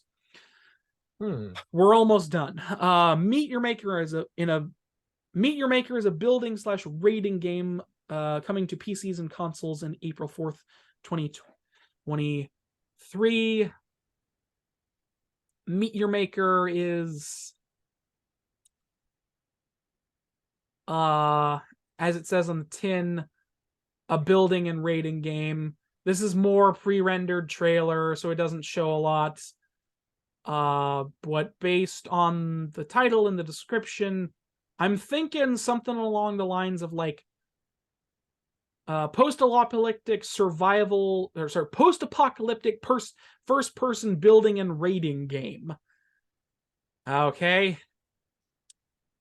Meet Your Maker is a post-apocalyptic first-person building and raiding game where every level is designed by players, switch between roles as you mastermind into devious maze-like outposts filled with traps and guards, then gear up for methodical, fast-paced combat, raiding other players' creations. Okay, so that's actually kind of interesting. So it's basically you build a base for players to go through, and you go through bases other people have played through in a first-person action game.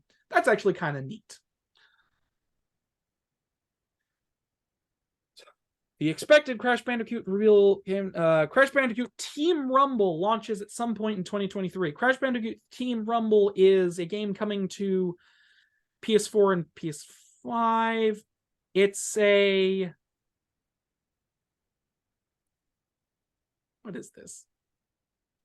No. Is this a... join the heroes and villains of Crash Universe as they face off in epic team versus team Wumpa collecting island hopping championship. It's like a team-based battle game. Like you play as a team of characters and you fight each other until one side is victorious because you're doing a specific goal, perhaps. Yeah, that looks about right. All right, that's okay. Music in the trailer is bad. Lords of the Fallen got a new trailer. gameplay teaser trailer. Lords of the Fallen.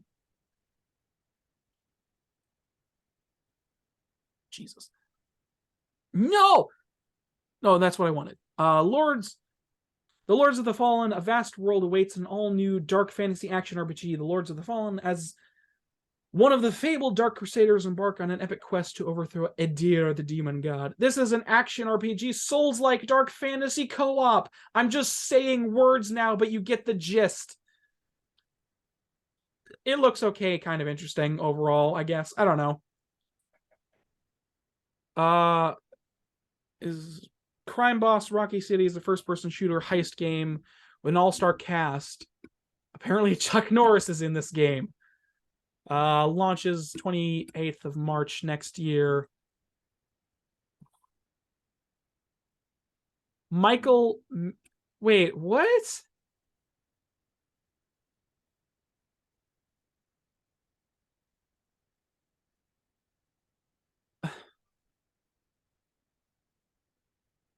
Okay, so this is a first-person shooter that literally has an all-star cast in the fact that it has like A-list Hollywood celebrities as all as the playable characters, and it's just like their likeness with a different name. What? This is really weird. That's corporate. So you've got Michael Madsden, Kim Basinger, Damien Potier, Danny Trejo, Danny Glover, Michael Rooker, Vanilla fucking Ice, and Chuck Norris as himself. Because apparently Chuck Norris is now a good person who can be in things. What the fuck is this? Most of this trailer is also pre-rendered nothingness, but it's like a weird first-person shooter. This looks awful and weird. Oh yeah, Cyberpunk 2077 has decided to make DLC Phantom Liberty Time. It has Idris Elba in it, and it's just him, basically. This is actually a pretty interesting announcement. Armored Core 6 Fires of Rubicon is due out next year. So this is actually a pretty big surprise for everybody, really. So Armored Core is a series of mech games developed by FromSoft. You know, the guys who make Dark Souls and stuff. This game series has not had a new title in it for about 10 years, I believe. Because throughout those 10 years, FromSoft has been making Souls-like games. Like Dark Souls, Demon Souls, Dark Souls, Sekiro, Elden Ring, Bloodborne. Those are all of the games that they released in the last 10 years. So it's actually pretty cool that they finally went back to their Armored Core series and actually have something that isn't a Soul. Like, I like Souls, but it's actually cool that the developers are actually tackling something different for once. And hey, Armored Core has a pretty big, ravenous fan base that have been itching for a new title for a while, so it's cool for them. Oops. Fuck. Yeah, so that was a big surprise. Due out next year sometime. So those of you looking forward to that, that's that. And finally, the world premiere trailer of the Game Awards for a new trailer for Final Fantasy 16, dubbed Revenge. It is confirmed release date of the 22nd of June, 2023. Release date for the hotly anticipated RPG. Final Fantasy 16 is the brand new action RPG in the Final Fantasy series. It's a Final Fantasy. I don't know what to say about this one, honestly. It's a Final Fantasy game. It has a lot of good coverage and press. Looks pretty big. It's set in a sort of medieval, Europe-y kind of world. Yeah, Final Fantasy 16.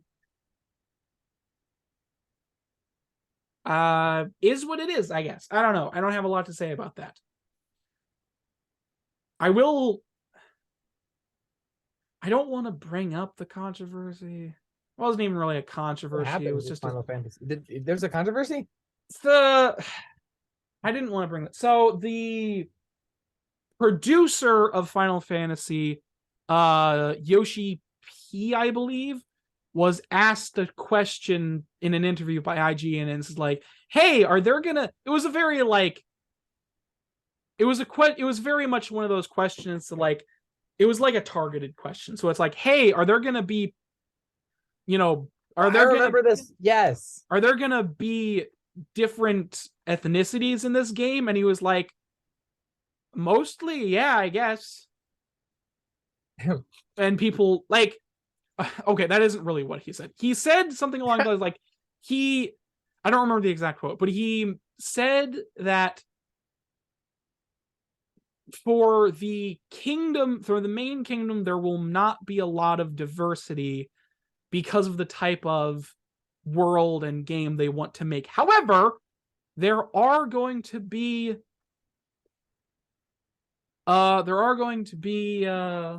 fucking, I don't know. I feel like people just kind of took his quote not out of context, but didn't really understand what he was talking about. And like, there are screenshots of fucking people of color in the game, so clearly there are going to be. It's just not going to be in the main kingdom because of how like, what was the word? Not reclusive, but like, what's the word for when something is very Homogeneous? no. Oh, isolated? Yeah, isolated. Basically, that's the word I was looking for. Anyways, that's a minor thing that I didn't really want to bring up, but fucking whatever. Anyways, as expected, that took fucking like an hour, so. And that's everything that was talked about during the Game Awards. I'm never going to be able to talk about these.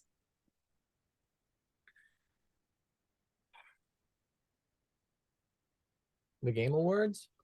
So that was everything that was released or announced during the Game Awards, and that is the end of that. I know neither of you could, like this. That was a situation where neither of you really could talk about it, just because all of it was such out of context weirdness. So I get it. Let's.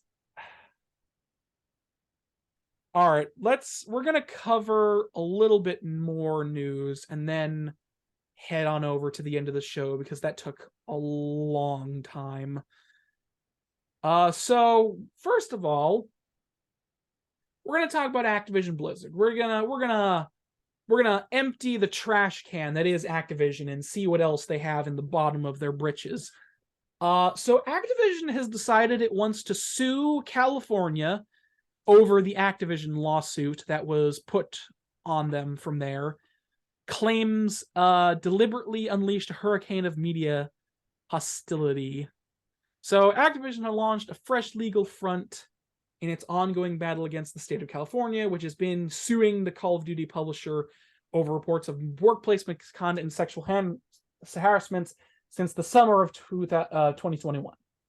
Response, Activision has now filed its own lawsuit against California's recently renamed Civil Rights Department, CRD, the same agency currently trying to sue Activision over claims the department has taken too long with its own case and not been transparent over its connections with the media and labor unions.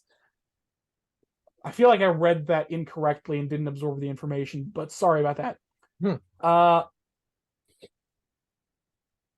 Oh, sorry. Sorry. Never mind. I'll go back. Activision now asking a judge to force the CRD, previously the Department of Fair Employment and Housing, or DFEH, to produce various internal documents. These include details of the department's discussions with the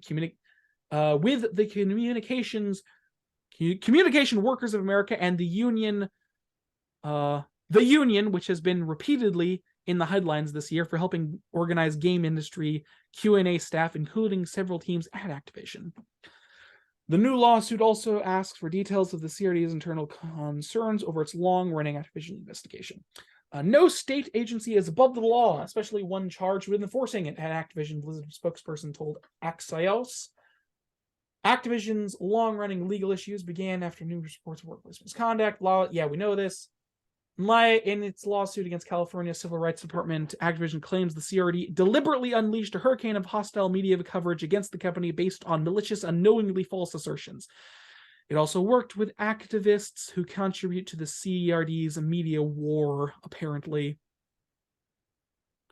This isn't the first time Activision has hit back at the claims against it being investigated in the state of California, nor the first time it has suggested these allegations were designed to catch the media's attention.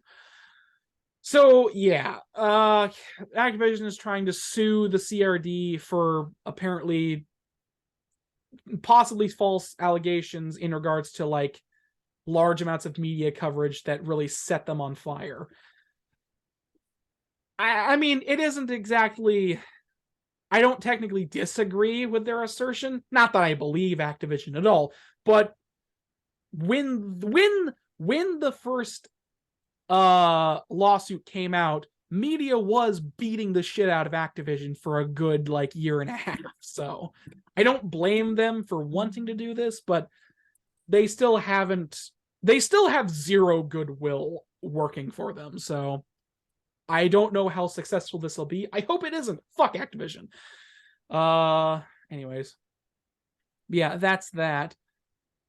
I guess next up on the lawsuit train is the FTC is trying to sue is suing to block Microsoft's $70 billion Activision Blizzard acquisition.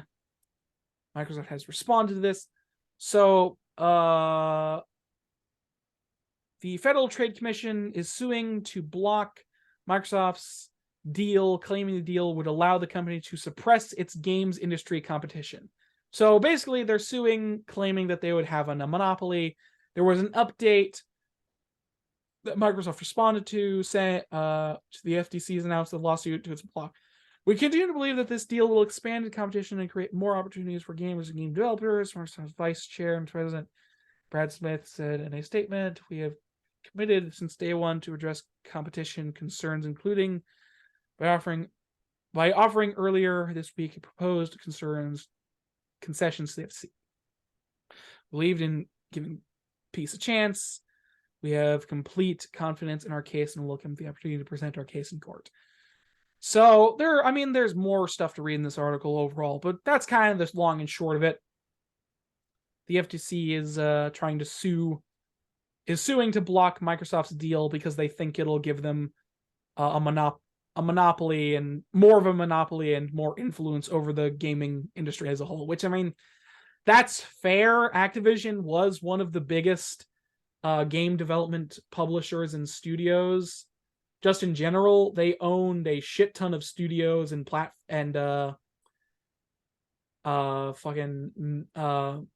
franchises. So I don't necessarily blame them for thinking this or even wanting to do this, but like, I don't know, man. Something's got to break eventually. Maybe it'll be this. Maybe this will break the games industry and we can fucking start from zero again. I don't know.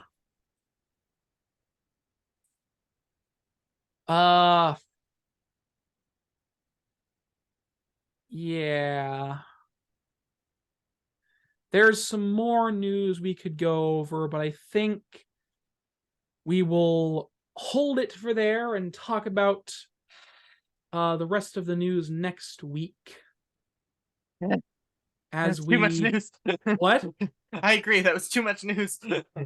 I mean, it wasn't really all that much news. It was mostly me just naming games that were announced during the fucking Still, it was a lot of stuff. It was a lot of names. God, I'm fucking hungry. Also, I've talked so much that I think I've slightly gone lightheaded, and my body is like, I'm going into like cold sweats for some reason. My Yeah, body give is your like body a rest. I'm like slightly lightheaded and my nose is really cold. I don't think I've breathed enough oxygen in the last like half an hour. So Yeah, maybe breathe some I oxygen might real quick. pass out soon. No, don't do that. Anyways. Oh god. I need to get a better chair at some point. My ass is hurting.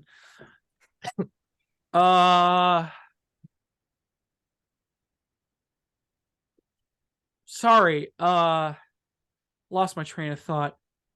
So we will leave the rest of the news until next week and swiftly move on to shameless self-promotion, the part of the show where we promote ourselves shamelessly. Matthew, what have you got? What have you got? I really need more water too. Well,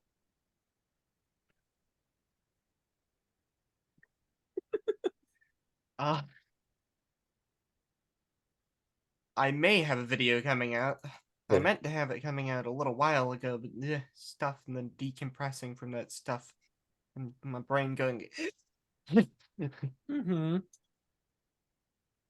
So I've been doing that recently. Okay. And then I think one of my monitors broke, so I probably won't be able to properly record stuff for a little bit. Well, gaming wise. So even once I get this recorded and edited and released, it'll be a little bit before I can do episode 2, which is annoying. Okay. Sounds good. Yeah, it's stuff. Is that all? You are technically... Yeah, oh, I just remembered the thing I say. Tell people what you have coming up and where they can find it. Oh, That's right. what I usually Yes. say. I don't know why I just barreled into that. On the channel called Thologram, which has 16 subscribers, technically. Okay.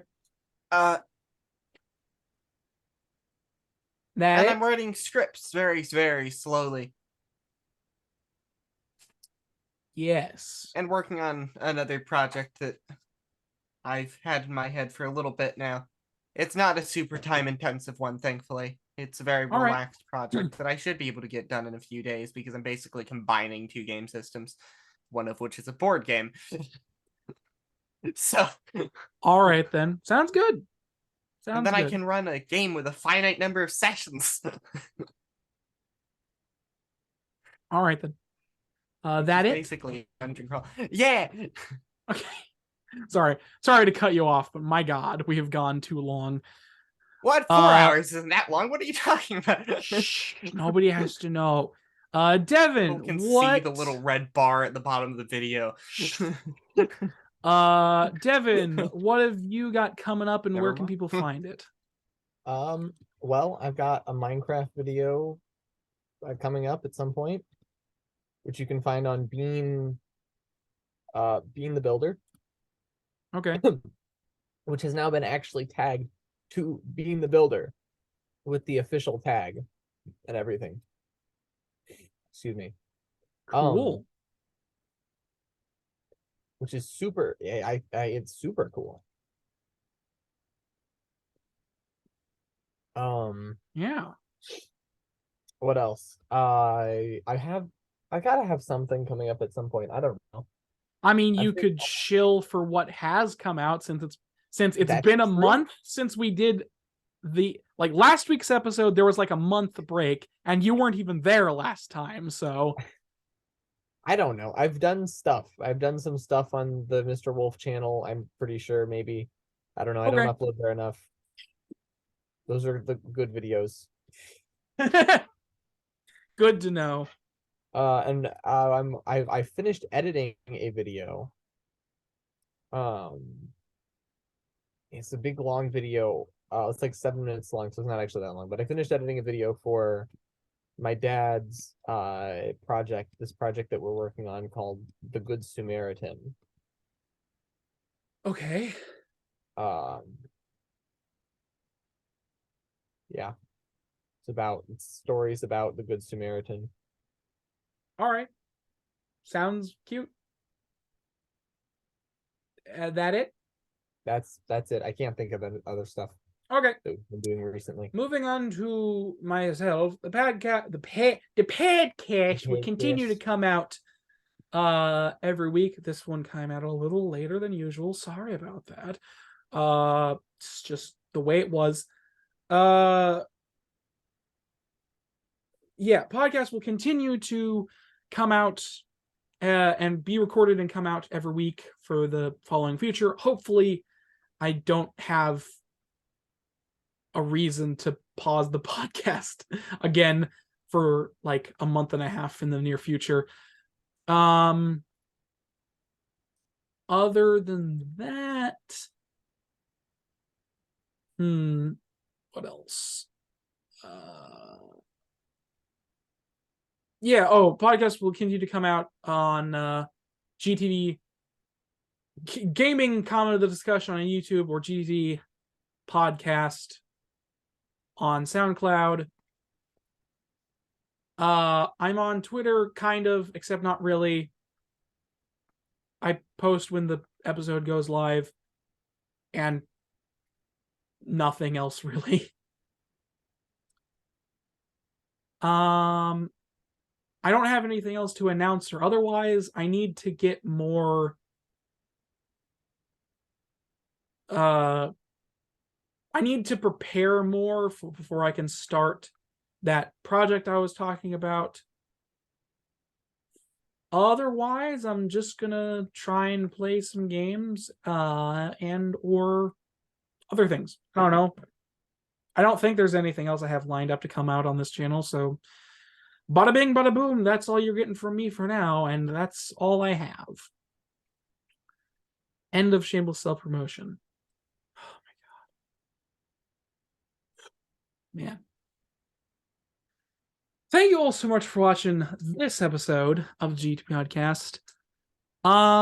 If you liked it, share it around to your friends. If you'd like us to talk about other topics other than just games.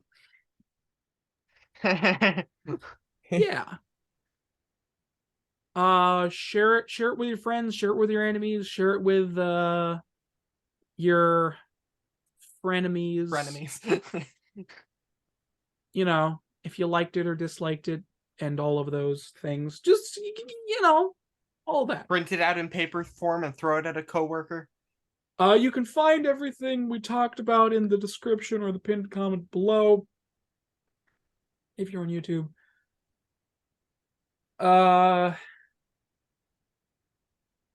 Yeah. I'm really tired and hungry and need to take a break from talking. So, thank you all so much for watching. Bye-bye. See you next time. Bye. There Bye. you go. I forgot.